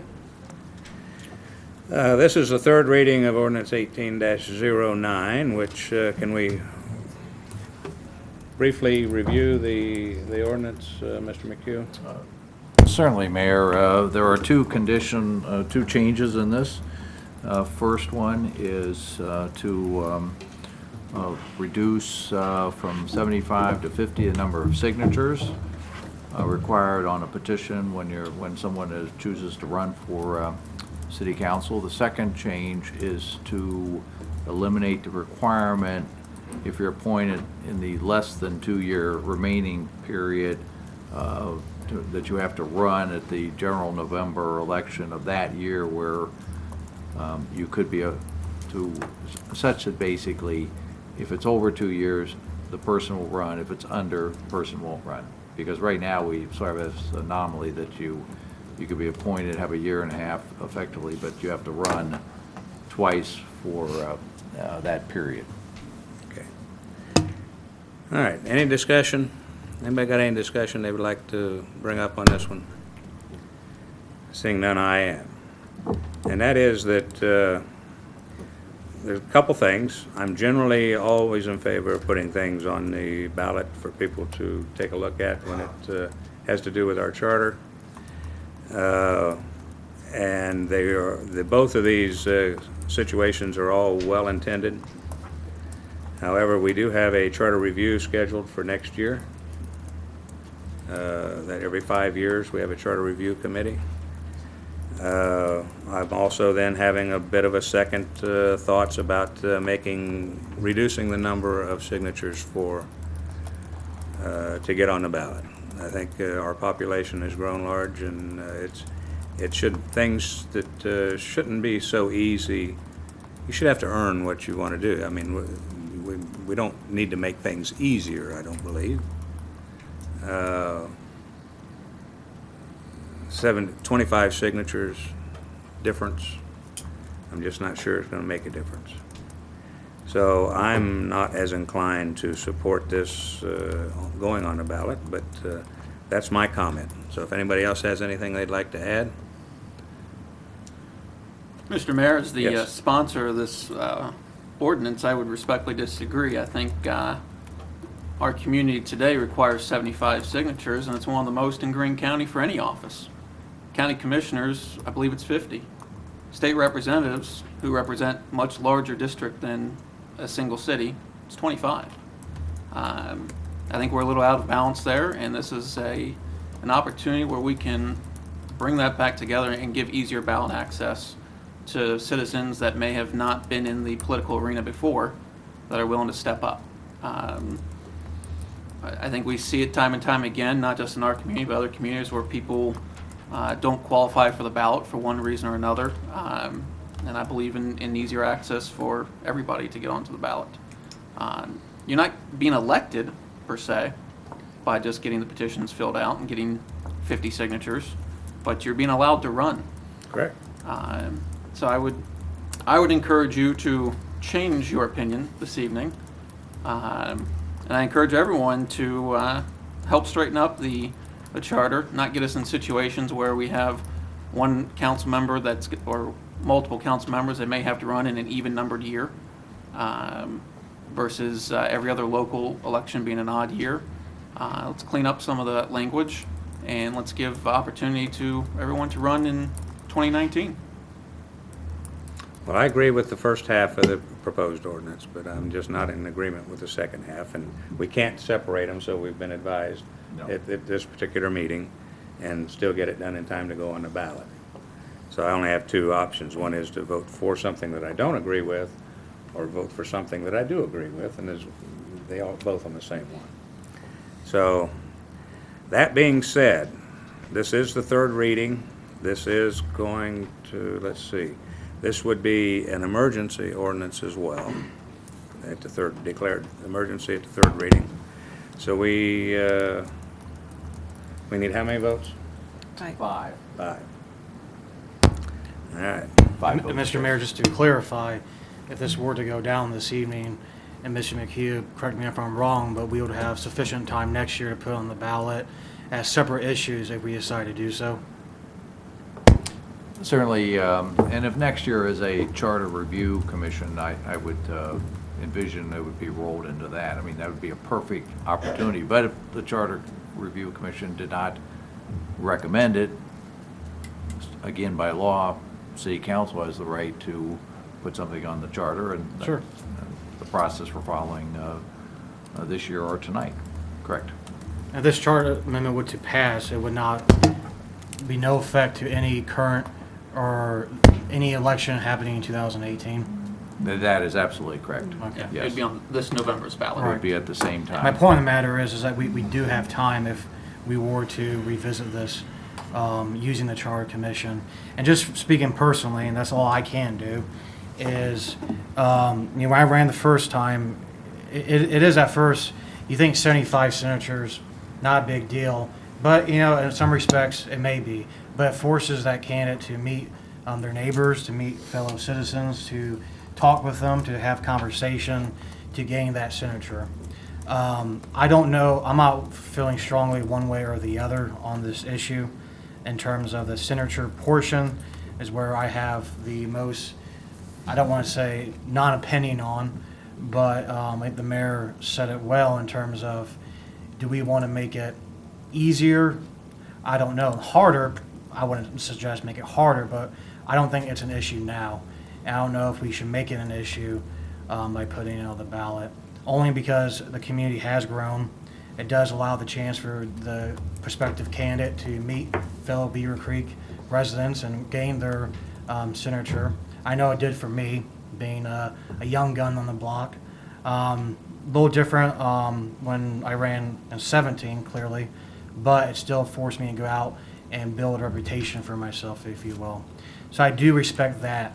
To compare other offices, that's fine, but obviously we have no control over state statute or the Ohio Revised Code or what township requires, the school board or Greene County, and what we can have is right here. So I think 75 signatures is sufficient. With the other portion of the amendment, I agree. I think it's more or less house cleaning, and it makes sense. And I think when something makes sense, it behooves us to not give the community an opportunity to vote on it. That's where I stand. Looking back at it, it may make more sense to have two separate amendments, to allow one go on the ballot this November and the other not. But just to clarify my vote when I make it. I would like to add one comment. I agree with several things that have been said, but the one thing that I think is the most important is it allows access for people that may not have that. The other thing I would respectfully agree to disagree with is that I've seen several people have other people pass out and get signatures for them without ever even meeting that person or the voter. And I've been to events where they lay their thing on a table and say, oh, will you sign that? Well, that's not meeting the voters either. And in fact, I think that is not exactly the intent of getting those signatures. And it always infuriates me when I see that. So I think it provides access. The last election we didn't have enough people. We had write-ins, and I'm so glad you're on, but I'm just saying that we didn't have enough people. We didn't have enough people for the last election. Last two cycles. Last two cycles. Yeah. We want community, we want citizen involvement on the council. It helps you, it grows your community, and by allowing that access, that's what I think we need Beavercreek to be about. Some diversity. Let's give access and try to get more people involved in our community. I would agree with all those points, especially with people laying out their signatures for other people to sign just at a meeting. I think I'm one of the only ones who walked to 150 doors to get 150 signatures, because it's not just the 75. They suggest you get double. So I walked to 150 doors to meet people and get signatures. So that doesn't bother me nearly as much as, and I agree with Mr. Upton on this too. I think the way Mr. McHugh rewrote the proposal is genius. I think it looks great. I think it's beautifully written. Thank you. Very, from one lawyer to the next. Well, lawyers I think it looks yeah, great. that's one lawyer to another. No, but that, it does make sense. And when I read it originally for what someone appointed to this position has to do, it made absolutely no sense to me that the charter was written the way it was. So I don't know what past charter reviews have done in the past. There may have been more important issues that came up before charter reviews, that this may not have been one that was looked at, or one that it was really highly in the focus at the time. But now that it's in the focus and we see the problems that are with it, I think the way we rewrote it, and we're not changing it, we're bringing it to the residents to make that decision themselves. So we're just giving you a better option if that's what you choose. And I think I would have preferred to have these conversations at maybe the first or second reading, but I think I'm going to vote to move forward for these. But that's just my opinion. Just a comment. I compared the Beavercreek charter with the model city charter. There's a good deal of similarity all the way through it. It looks like they virtually copied sections of the National Civic Charter. And Not all. What we're doing is just making it what's best, what we think is best for our city and for our residents. So I don't. If I could have one more comment, just to what Councilman Rushing was stating, I think it is important that we do it now and not put it off to next year or the following year.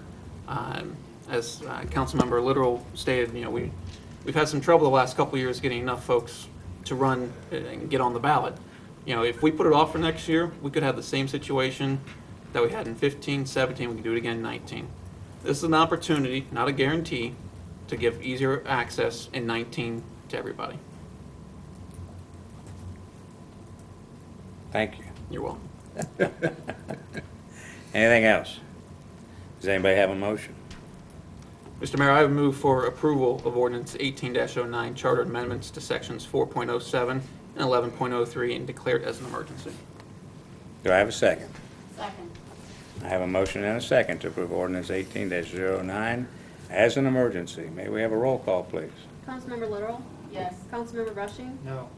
Councilmember Upton? Yes. Vice Mayor Garcia? Yes. Councilmember Curran? Yes. Mayor Stone? No. So we did not get the 5 required votes? It failed, yes. Now, you mentioned something earlier about being able to, in the same general process of an emergency, still time to get the first part back as an ordinance. Is that correct? If we can do the public hearings in time, we have to set another public hearing. How many days we need? Oh, I'm sorry. We will have to have a public hearing, Need 15 days. 15 days, be a special meeting. But you've got enough to do it a special meeting. It's up to council. I'm all willing to support the first half of this. I do have this enough time to ordinance. get it advertised this week for the 23rd meeting.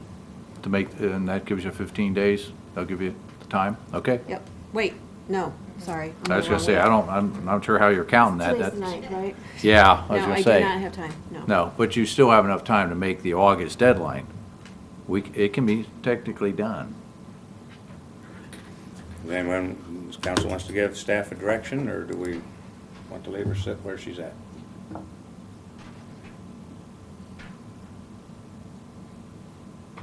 I don't hear any direction then. My direction would be to bring this back up tonight and let's have another vote.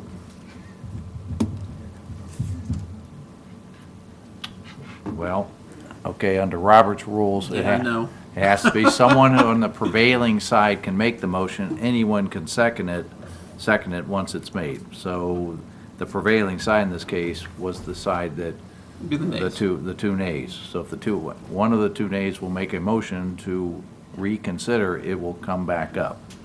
If it is seconded and that motion is passed itself, then technically there can be further discussion of it.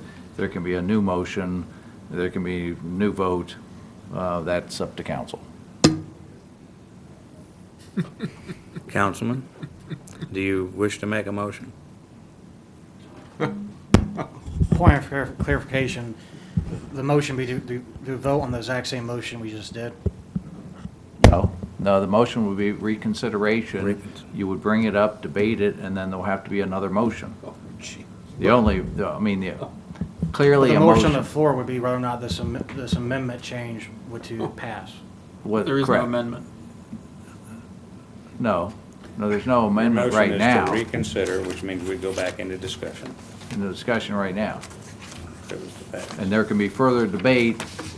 The only motion that really is appropriate tonight to adopt this will have to be a motion to adopt it as an emergency. That is how it is structured. Unfortunately, because of the timing of everything, it was structured this way to, have the 3 readings, the 30 days. It puts us right, you get right to the point and arguably one day over the deadline. That's the concern. That's why it was done, to get this taken care of. Now, I'm going to pass the gavel for a second, and I'm going to make a motion to reconsider. Now, anybody can second. Second. Please call a vote I for have a motion and reconsideration. a second for reconsideration. All in favor? Aye. All opposed, same sign? All right, we can reconsider. All right, I'm just going to throw it out there. I'm for reconsideration. The majority of this council decided that's what they wanted to do. It's only the fact that it's an emergency that prevented it. Is that correct? Correct. So now we are not able to revote on the same. Somebody else motion can, no, previous. somebody else have to make the motion again. With the Right. same. There'll still be emergency language the Yes. same. Yes. Correct. Yeah, still would require So the the 5 purpose votes. of this is literal reconsideration. Correct. Yes. Rediscussion. Just to be Yeah. clear. So if I could throw in for more discussion, I think Mayor Stone, you're starting to hit on it. The majority of this council did say yes. We've had the 3 readings. We've had work sessions. We've discussed this, I believe, back at our advance in January, moving forward. It failed previously just because of the timing of how we wanted to get to the ballot and all of our discussions. So I would ask that everybody move forward with giving not only easier access to, well, I shouldn't say easier access, giving the opportunity to our community to vote on how they would like to elect council members in 19, and also clean up some language to keep future council elections in odd years. Okay. And being that, I think in general cases, majority rules, so I'll be fine with that. I'll be happy to make the motion unless the mayor would like to have any comment. No, I'm fine. I'm ready for a motion. Or Mr. Upton, since it's your amendment, if you'd like to make Yeah, a if you wouldn't motion. mind, and you could second, that'd be great. Now, I would move for approval ordinance 18-09, charter amendments to section 4.07 and 11.03 as an emergency. Second. I have a motion and a second to approve ordinance 18-09 as an emergency. May we have a roll call, please? Councilmember Rushing. Aye. Councilmember Upton. Yes. Vice Mayor Garcia. Yes. Councilmember Curran. Yes. Councilmember Literal. Yes. Mayor Stone. Yes. Motion carries. Thank you. I appreciate everyone having the discussion for several months now. Next item, ordinance 18-12.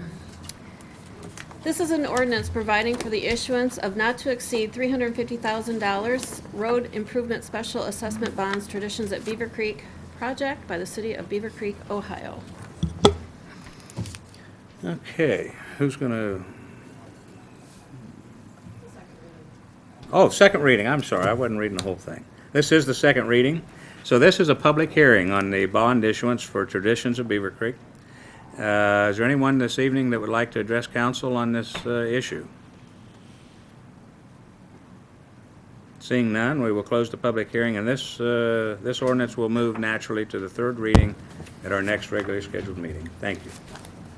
Next, ordinance 18-14. This is a single reading of an ordinance to approve supplemental appropriations and certify additional revenue for the fiscal year beginning January 1st, 2018 and ending December 31st, 2018, and to amend ordinances 17-34, 18-02, 18-04, and 18-10. Mr. Casera. Yes, good evening, Mayor and members of the City Council. What you have before you is a additional appropriation and certifying some revenue. We talked briefly in the work session about the general fund transfer to the golf fund to eliminate the due to, due from. So again, in that particular fund, we'll be appropriating the transfer, and the golf course will be certifying the revenue to make that transaction. The last item is the Youth Activities Fund, which was designed to provide funding for youth activities throughout the city.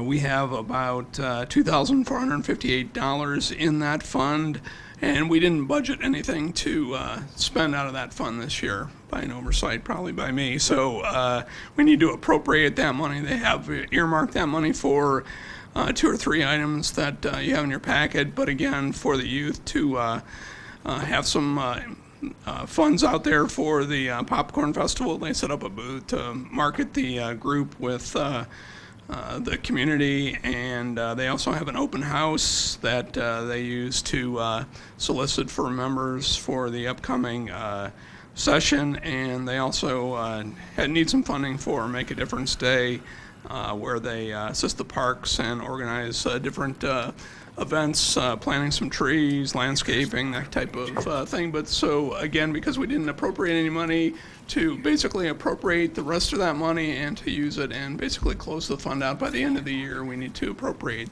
the remaining balance. So be happy to answer any questions you might have. All right, thank you. Any questions? Mr. Mayor? Yes, sir. Thank you for the explanation and the previous work session to explain the due from account. My only comment would be, I understand appropriating the remaining balance for the youth activities fund. It makes sense not to have to audit another fund and to clean up the books, but just for future reference, as we get into the budget work session, I would just strongly encourage us to, find other funds where we can support the youth council and their activities. Being a past member, it's a great asset to this community. Not to say it can't fit in other places, but we just don't lose sight of funding if they need such.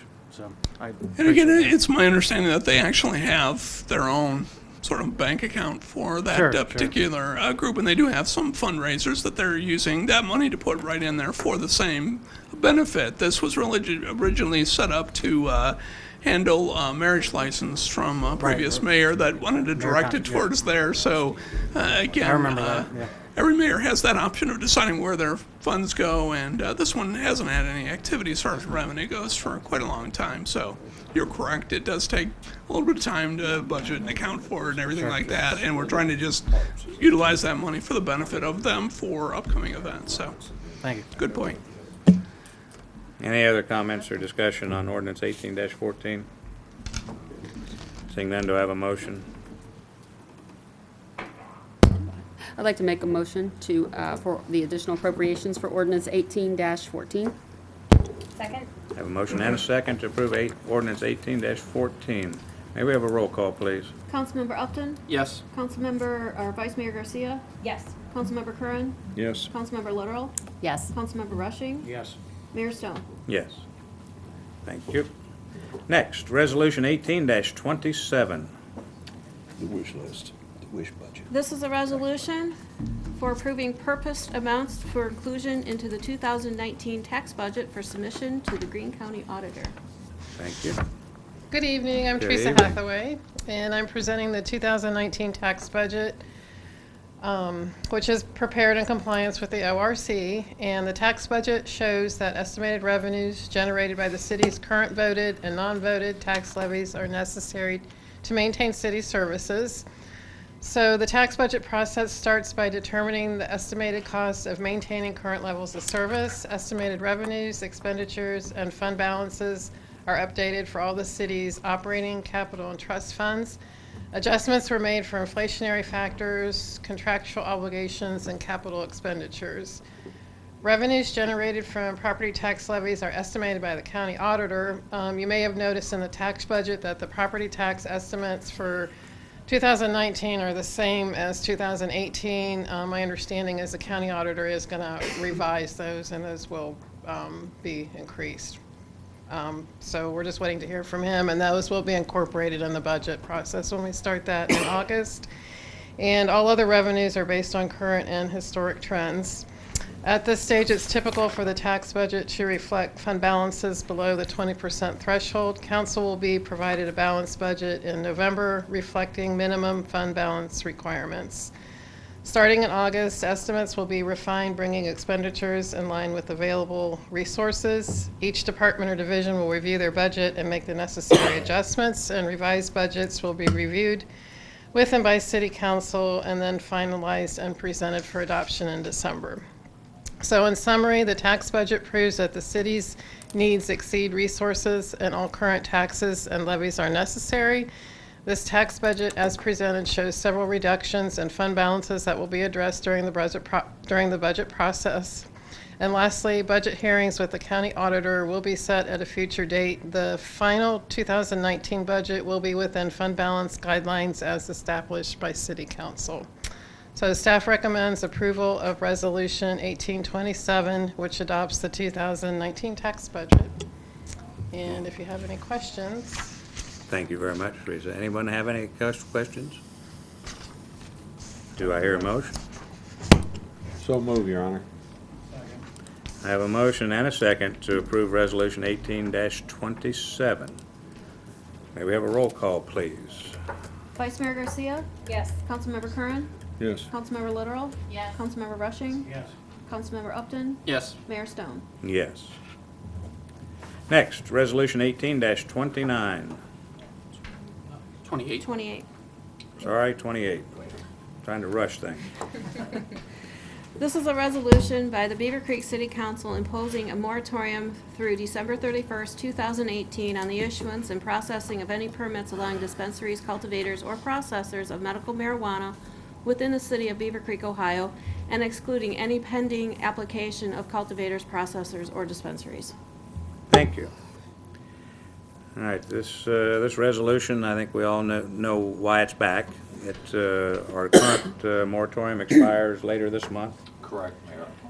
And in order for staff to have adequate time to prepare new zoning and go through that process, we need to extend this moratorium or let it expire, which that's the choice you have tonight. So, any discussion? I'd like to make a motion. Please. I'd like to make a motion for Resolution 18-28 for the moratorium for medical marijuana. Second. I have a motion and a second to approve Resolution 18-28. All in favor say aye. Aye. Opposed, same sign. Motion carries. Thank you. What is that? We don't know. What does that mean yet what that was? I came to talk about the place over on Tonawanda Drive. Uh-huh. Did you just put the moratorium, extended it, or did you? What did We you- extended the moratorium, and the previous moratorium froze everything that has, as far as marijuana activities in the city, with the exception of that one applicant who had already put in an application under the old zoning and before this moratorium took effect. So that's going to go in? Well, it's probably going to go through the process here shortly. There'll be some hearings on Do I that. have to wait until the comments at the end of their, end of the evening, or can I even make comments now? This, Like, see the Tonawanda Trail. Well, that's not really yeah, that's, agenda night. right, that particular property is not on the agenda tonight. At the very end, of course, you can make the comments. You can discuss anything you wish at the very end. I'll wait. Thank you. All right. Next item, Resolution 18-29. This is a resolution authorizing the city manager to execute and file with the District 11 Public Works Integrating Committee an application on behalf of the city of Beavercreek to aid in partly financing the cost of capital improvement projects pursuant to the programs administered by the Ohio Public Works Commission as amended to execute contract agreements with the state of Ohio, authorizing the city manager to form all acts and execute all documents they consider necessary to fulfill the city of Beavercreek's obligations under said grant applications and corresponding agreements, and to comply with all relevant local, state, and federal legal requirements, and provide assurances and additional information as required by the Ohio Public Works Commission. Thank you. Yes, good evening, Mayor, members of the City Council. Staff was recently informed that the Ohio Public Works Commission will be accepting new grant applications for roadway projects. Upon receiving notice of the opportunity, we reviewed the infrastructure needs of the city, and we've also reviewed the scoring system with this grant. It's a competitive grant, so the better you score, the better your odds are. Based upon that, we're recommending that an application be submitted for the Kemp Road Widening project. The Kemp Road project has been up before, but it's going to be between Grange Hall Road and Meadow Court Drive. We're going to widen it out to 3-lane storm sewer curb and pedestrian facilities on both sides of the street. We've already received federal funding for that project on Kemp Road, and this, if successful, this OPWC grant will help further reduce the city's cost of that project. And with that, I'd be happy to answer any questions you may have. Well, thank you. That sounds fantastic. Questions, comments? I just have one, and I think we say it all. We're all looking at each other. Thank you again for looking out for all of those grants and the opportunities. And I mean, the city just could not function without that with our infrastructure issues. So thanks to the city, or to the the team that you have for Thank looking at these options, and it does save the taxpayers money, and it's just an Exactly. absolute benefit. And then with Mr. Upton's on the MVRPC, that's also a help, I'm sure, too. So great work. And that road could use it. I'll just say it. And these add up and add up. I think the auditor's report was 1.8 million, and we expect that to be way over 2 this coming This would be cycle. 910 right here. So, fantastic. Yes, sir. Just one more additional question. For the city share, the construction costs, I look to city manager and the engineer here. Do we have a plan for where that's going to be budgeted? I mean, we got that. I know it's the 1920 budget, but do we have a initial thought of where that money's going to come from? Yeah, absolutely. We do a 5-year capital plan, and when we put that plan together, we kind of know what the revenue is in each of our street funds every year, and sometimes we can fit it all in one fund, sometimes we have to divide it among several of our street funds, but it's in our 5-year capital plan now that we finance. Very good. Thank you. Anyone else? Do I have a motion? I'd like to make a motion to approve Resolution 1829 for the Ohio Works Commission funding application. Second. I have a motion and a second to approve Resolution 18-29. All in favor, say aye. Aye. Opposed, same. Motion carries. Next, Resolution 18-30. This is a resolution authorizing the city manager to enter into an LPA federal project agreement with the Ohio Department of Transportation for the project known as the Factory Road Widening Project, PID number 106219. Thank you. Please. Yes, sir. A while back, the city applied for funding to improve the portion of Factory Road from the entrance to Nutter Park down to the Creekside Trail. We recently received notice that our application was approved by MVRPC, where they're giving us approximately $577,000 towards the construction of those improvements. Since receiving a notice that we received the grant, we've taken the initial steps already with ODOT to get the project in the system and start advancing it. Where at this point, it's now appropriate to enter into an agreement with ODOT that defines the administration and funding for the project. Passage of this resolution will allow the city manager to sign the agreement with ODOT, and we can proceed with further development of the project from there. Thank you. Discussion? If I could just add a comment to go along with it, since MVRPC was brought up, this is another example of the collaboration and the benefit we get by participating with MVRPC. There was something highlighted last week, I think you all saw it on page 19 of the MVRPC guide, but Mr. Landrum and Mr. Moorman were duly noted in that collaboration effort. So I want to emphasize our partnership with them and hope that continues and appreciate their support of this project. Anyone else? Do I have a motion? Second. I have a motion and a second to approve Resolution 18-30. All in favor, say aye. Aye. Opposed, same. Motion carries. Thank you. Next, Ordinance 18-15. This is an ordinance enacting and adopting a supplement to the Code of Ordinances for the city of Beavercreek and declaring an emergency. Okay. We're going to get some That's sort me. of overview. That's me. Please. Basically, this is something we do on an annual basis to update our Code of Ordinances, which is online through American Legal. It's all the legislation that was passed in 2017, so now it's actually in print for everyone to read. Okay. So is this the same is that what they It's call a codification, correct. Codification. It's a housekeeping item, basically, to keep us in compliance with the ORC. All right, very good. Any comments? So move. Second. I have a motion and a second. Well, this is an ordinance, and typically on an ordinance, we allow public input. Is there anyone here tonight that would like to address council on this ordinance? Seeing none, I have a motion and a second on the floor to approve ordinance 18-15. May we have a roll call, please? Councilmember Curran? Yes. Councilmember Literal? Yes. Councilmember Rushing? Yes. Councilmember Upton? Yes. Vice Mayor Garcia? Yes. Mayor Stone? Yes. Next, decision items. Motion to appoint clerk of council as designee for public records training. I think you all should go. You would like somebody else to take your place? Sure, no. Any discussion? Just as a point of record, the clerk has done this the last number of years that I've been on the council and has done a great job. Got no negative comments or feedback back, so we appreciate your efforts, and you know, I'm happy to allow you to continue to do this for us. All right, you're going to make a motion then? Sure. Councilman? I move to appoint Diane Miskissen, Clerk of Council, as Beavercreek City Council's designee to attend the public records training per Ohio Revised Code, Section 109.43. Second.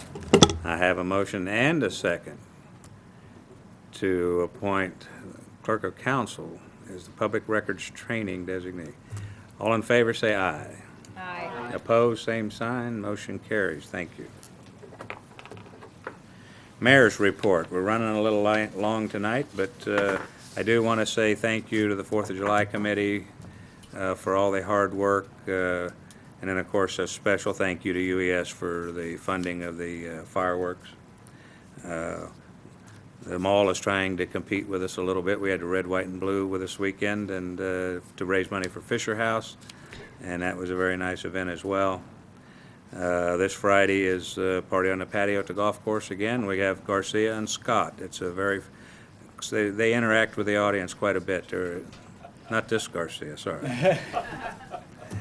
And then last night at Lafino Park, Jim McCutcheon, the guitarist, was very entertaining. So again, things are happening just about every night of the week, it seems like, around the community. That's all I have for the sake of brevity. Council time. Councilman Kern, would you like to start on your end? Nothing to add, Your Honor. I think you pointed out aptly the activities. I tried to take credit for all of it. Amen. Councilmember Upton. I echo those thoughts on the 4th of July and the committee. I'd also like to throw in our police officers and anybody that had to work the day that give us the opportunity not to work that day. I appreciate everybody. Vice Mayor Garcia. Thank you, Mr. Mayor. I don't want to get ahead of myself, but I believe my report is probably the most important this evening. I have the pleasure of wishing a happy anniversary to everybody on staff for the city. So I think we have a presentation or report. There we go. So we have Kim Edwards with Finance for 31 years of service, Mike Hummel with the Police Department for 22 years of service, Charmaine Hall with the Police Department for 22 years of service, Matt Barber with the Police Department for 22 years of service, Scott Spangler with the Police Department for 22 years of service, David Darko with the Police Department for 21 years of service, and Jennifer Stevens with the Police Department for 14 years of service. Diane Gould with our City Manager's Office with 12 years of service, Justin Tolley with the Police Department for 8 years of service, Diane Mississon, our Clerk of Council, for 8 years of service, Jill Bissinger with Human Resources with 7 years of service, Aaron Harris with the Parks Department for 3 years of service, Edmund Ellison for Public Service with 2 years, Kristen Lay, 1 year with the Police Department, and Deborah Barber, also 1 year with the Police Department. So just a big gratitude and thank you and happy anniversary to all of our employees. As you've heard many times up here from everyone on this council, we could not do our jobs as well and function as well as a city without all of these staff members. So thank you to everyone for all of the great work that you do for Beavercreek. And that's all. Thank you. Councilmember Rushing. Thank you. If I could say ditto, I would. So ditto, thank you to the staff for the great 4th of July parade and celebration. And that's all I have tonight. Thank you. Councilmember Little, did we leave you anything? Yes, you did, Mr. Mayor, so thank you. I do want to say what a great job the committee did and all of the volunteers, but I want to give a special shout out to all of the individuals that created the floats. They did a tremendous job, and some great creativity, and the Girl Scouts had, they won one of the prizes, but they had a ship, and the treasure trove of the treasure box was Girl Scout cookies, and they had cannons and cookies sent out, but very creative. So I just wanted to give them a shout out because they were truly wonderful, and thank everyone for coming out and being a part of our community. And thank you for being on that committee. Next item is citizen comments, and this is a time when citizens can address council on any issue they wish. We again, as before, we ask that you limit your comments to 3 minutes. City Manager's report? Well, you're supposed to smack me. All right, we'll do city manager's report first. Go ahead. Sorry. I know. Real quick, Dayton Xenia Road update. Over the next couple weeks, we'll complete the fine grading work and start on placement of the topsoil over the disturbed areas, installation of mailboxes, new street signs. You know, it is running a couple weeks behind because of the rain. It is plain and simple. It was a lot of rain that we had in June. After the installation of the new manhole covers, which the roadway will be open to 3 lanes, the parts for these manhole covers have been anticipated to arrive this week. So hopefully by next week, although the final grading of the asphalt won't be placed until a little later, but the barrels will be pulled back and we'll have 3 lanes flowing through. So good news on that. Public involvement, another one of our upcoming road projects, County Line Road Widening project. This is going to take place at the Kettering Senior Center because this is a joint project between Kettering and the city of Beavercreek. This is going to take place, short presentation at 6 p.m. with an open house style format following. So there's going to be representatives of the city of Beavercreek, Kettering, and ODOT as well. This will start at 6 to 7:30. It's at 2900 Glengarry Drive. Also Party in Your Park, Friday, June 13th at 5:30 p.m. E.J. Nutter Center and city staff, Parks and Recreation staff will bring games and activities for a free evening of family fun. So Friday, July 13th, 5:30. Please join us. And lastly, just to remind you of the summer concert series. These are on Friday, 7 p.m. You see the list. We still have some dates lined up there. So come out and enjoy the fun on Sunday. I believe there's Sunday evenings at 7. That's all I have, Mayor. Thank you. Well, thank you. Sorry I skipped over. Very important information. Now, citizen input. This is a time where you can address council on any issue. We ask that you keep your comments to 3 minutes or have time donated to you up to 9 minutes. Yes, please. Name and address, please. Good evening. My name is Susan Rollins, and I have been a resident of Beavercreek for 45 years. The Rollins family is here at least 3 generations. They came right from the Mayflower directly to Beavercreek. Little levity there. Anyhow, I am concerned about this facility on Tonawanda. I need your address, please. Oh, I'm sorry. 405 Tanglewood Drive. My father-in-law lives on Tonawanda Drive. He's like 3 houses down from this facility. And I have some serious concerns, and I'm concerned that we didn't have very much leeway as far as knowing what is even going to happen. We didn't know it was coming in there. We were told sort of like after the fact, and I've been told by hearsay comments it was, quote, grandfathered in. Someone had to come in like this to get grandfathered in there. But these are my concerns. The marijuana for medical purposes I have no problem with. I know it helps with seizures, people in great pain. That's not my concern. My concern is the location. And the location is right there where the residents meet up, right where the nursing home is. And the property value, of course, will be affected. Everybody knows that. But the big thing is parking and traffic. There is hardly any parking in this area where this little building is. And it's not even a nice-looking building. I think they went for that building because they probably got it for a really cheap price. Just my guess. And people who are they're going to have to park down the street. They will be parking in front of my father-in-law's home. The other real big issue is when you're coming Indian Ripple and you're turning left on Tonawanda, the way the configuration is, you have a little leeway in and then you make your left turn, but there's not much area where you pull the car off the main flow of traffic. Anytime that 675, the light changes, you have a very small window to get across Indian Ripple to get on Tonawanda. Very small. And it's tough. Anyhow, and on a busy time of the day, it's awful. So when you start increasing traffic to this particular facility, that's going to make it worse. Plus, this little area where you can pull off to not obstruct people or come up behind you with, putting on the brakes, that's too short. You can get 1-2 cars in there, but that's it. So that's a big problem. That's already an area with excessive traffic because of the green, because of the nursing home. Also, people use Tonawanda as a cut-through, and you know that, the county line, you know that too. And that's a concern. If you can wind it down or have somebody donate some time, please. Okay. Please stand up and give a name and address then, please. Denise Shirk, 3020 Thames Lane. I'm sorry, 30. I'm sorry. 30 what? 30. 3020 Thames, THAMES Lane. Thank you.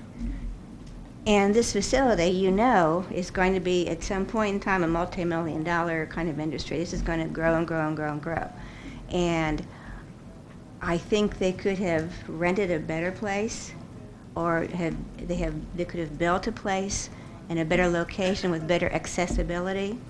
And there's just too many people in this one area with the green, a large nursing home, the residents, traffic issues. I just don't, and I hear it's grandfathered in. So does that mean you have no options? You can't do anything? Your hands are tied?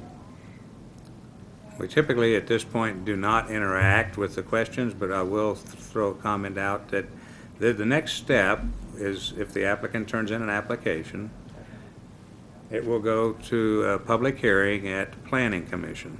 Okay. So you do want to watch the website and the Facebook page for the city. Those are all advertised. It will be public hearing input. Just as the original part was. There were 3 public hearings before we ever got to this point a year ago, to where we got ourselves into this. And so I know it's hard to keep up sometimes with what's going on and what's not going on, but I give everybody credit for stepping out now and raising their voice. But that's all I'm going to say for now. You raised some very legitimate points, obviously, and that's what you need to express at the Planning Commission hearing, which will be coming up in the next couple months sometime. Okay. All right? And Beavercreek has this wonderful reputation. And there's signs, when you come into Beavercreek about we've been awarded, plaques and whatever for this wonderful community in all of the United States. And we don't want to lose that. We just don't want to lose that. And I just am concerned that this is a new thing for the state of Ohio. This is brand new. We do not know at this point in time. We cannot predict how much crime is going to be associated in that given neighborhood. You just don't know. You don't know theft.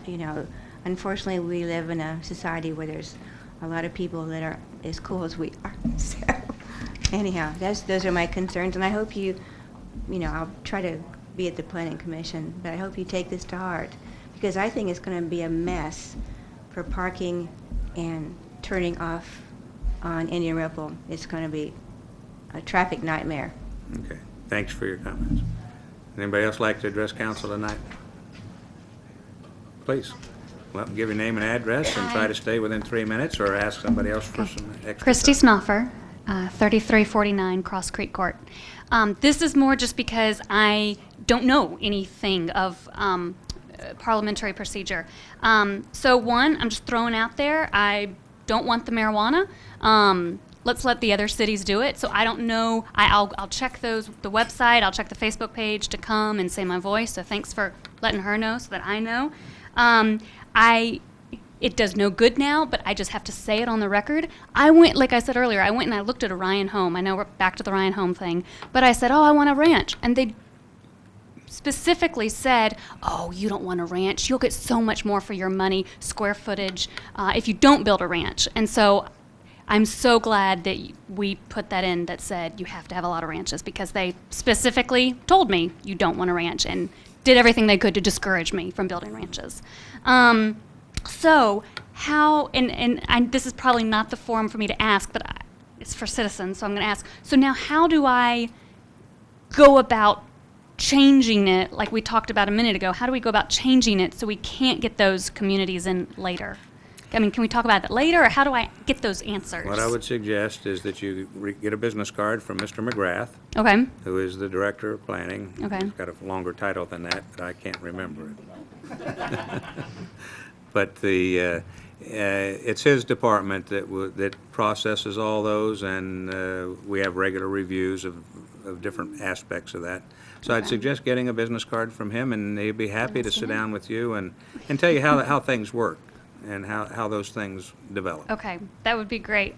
And one more question, if I can. Why wasn't there a roll call taken for the Ryan Holmes vote? It was a standard process. It's just under revised code, there's certain things that require roll call. Roll call and things some that don't. don't. Exactly, it was set up as a motion. Oh, sure. That's I just- under our zoning code. Just A curious. member of Okay. council could have requested a roll call if that had been the Okay. case. but Thank you it's, for your patience with me. Sure, thank you. Anyone else? Please come up. Rita Ryder, 1372 Windsor Drive. I have a lot to say, a lot to comment, a lot of motion. Would you like to find a volunteer for an extra 3 minutes yet, or? Probably, but Please. let me just start All right. with the moratorium. I feel like the moratorium just is kicking it down the road all the time, just so you can pass it at one point in time, just like you might have done the zoning code for the housing. So I would like to see the moratorium be more of a permanent than than a temporary fix. So that was the first one. I know Mr. Upton had compared marijuana, the marijuana to mattress stores, and I just want to remind him mattress stores are not illegal. So that is a very big consideration. So just this month, or last month on June 20th, I feel like this is opening the door to more recreational growing, or to recreational growing, or just recreational marijuana and growing eventually, because that's what I heard in the city chambers meeting. I felt like you were saying that it's going to happen anyway. And so this is just opening up the door. So on June 20th, NPR, I know you guys all listen to WISO, they had a 10-minute discussion where Tony Messia had wrote a Reefer Madness, and the program was mapping out recreational marijuana. And so I wanted to address some of these issues and concerns because that's where we're going. And just some quick pointers. Pueblo has, recreational grow houses, and all the problems that Pueblo, Colorado is having with hangouts, increased hospitalization, teenagers experiencing psychotic episodes. It's a gateway for teens, Cuban drug cartels clearing out houses and setting up grow centers. The Colorado State University study said police activity has to be increased. Homelessness is increasing. Hospitalization for expectant mothers, newborns with THC in the bloodstream has increased. It's not the same plant today as in the 60s. It's not that I feel really good plant, and this is their quote. It's a higher level THC today. It's in edible, it's concentration, it's in concentrated form. Also, on June 29th, Fox News had a concerns over marijuana addiction. They were talking about the potency of the new marijuana that's out there. They were talking about behavioral changes, paranoia in all of the people that have done it, withdrawals from marijuana, and the cost to the communities on how you're going to have to pay for all those. I mean, we're already having a heroin addiction here, so are we going to add marijuana onto that? And then all the side effects as well. You're taking a slight break. Can we Okay. get somebody to donate? Well, no, that's please? okay. No, you got one. Oh, okay. Please get name and address. I'm not. Breyer, 1372, same as Rita. So I feel like the city council are making rules. They're grandfathering things in. There's no excuse for people not to be informed. This is the first time I've been to this meeting. I have a life, you all have a life, and I've been trying to pick up the Beavercreek paper because I heard about it through neighbors, through other people, and you're not getting the word out. And this is the age of of any kind of media. If Trump can do it, you can do it.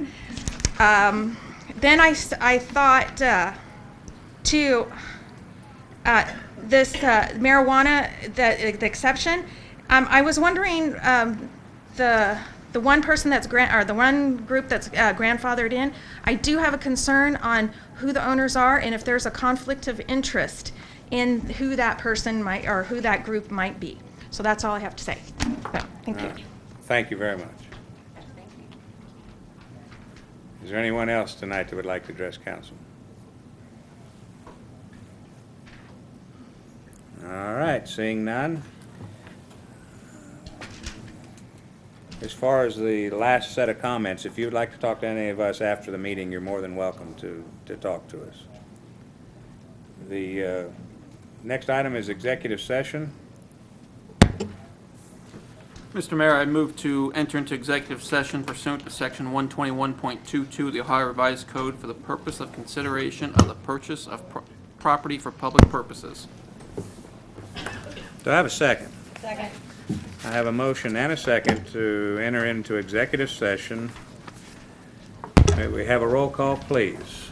Councilmember Oh, I'm Literal. sorry. Yeah, you're right. I said it right. I You thought did. I'd said it wrong. You're right. Roll call, please. Councilmember Literal. Yes. Councilmember Rushing. Yes. Councilmember Upton. Yes. Vice Mayor Garcia. Yes. Councilmember Curran. Yes. Mayor Stone. Yes. And for those in attendance this evening, there is no outcome expected from the executive session. However, at the end of the executive session, we will come back in here and reconvene in order to terminate the regular scheduled meeting. So if you'd like to wait around, you're more than willing to. We would appreciate it, but otherwise, there'll be no action when we come back. So thank you very much.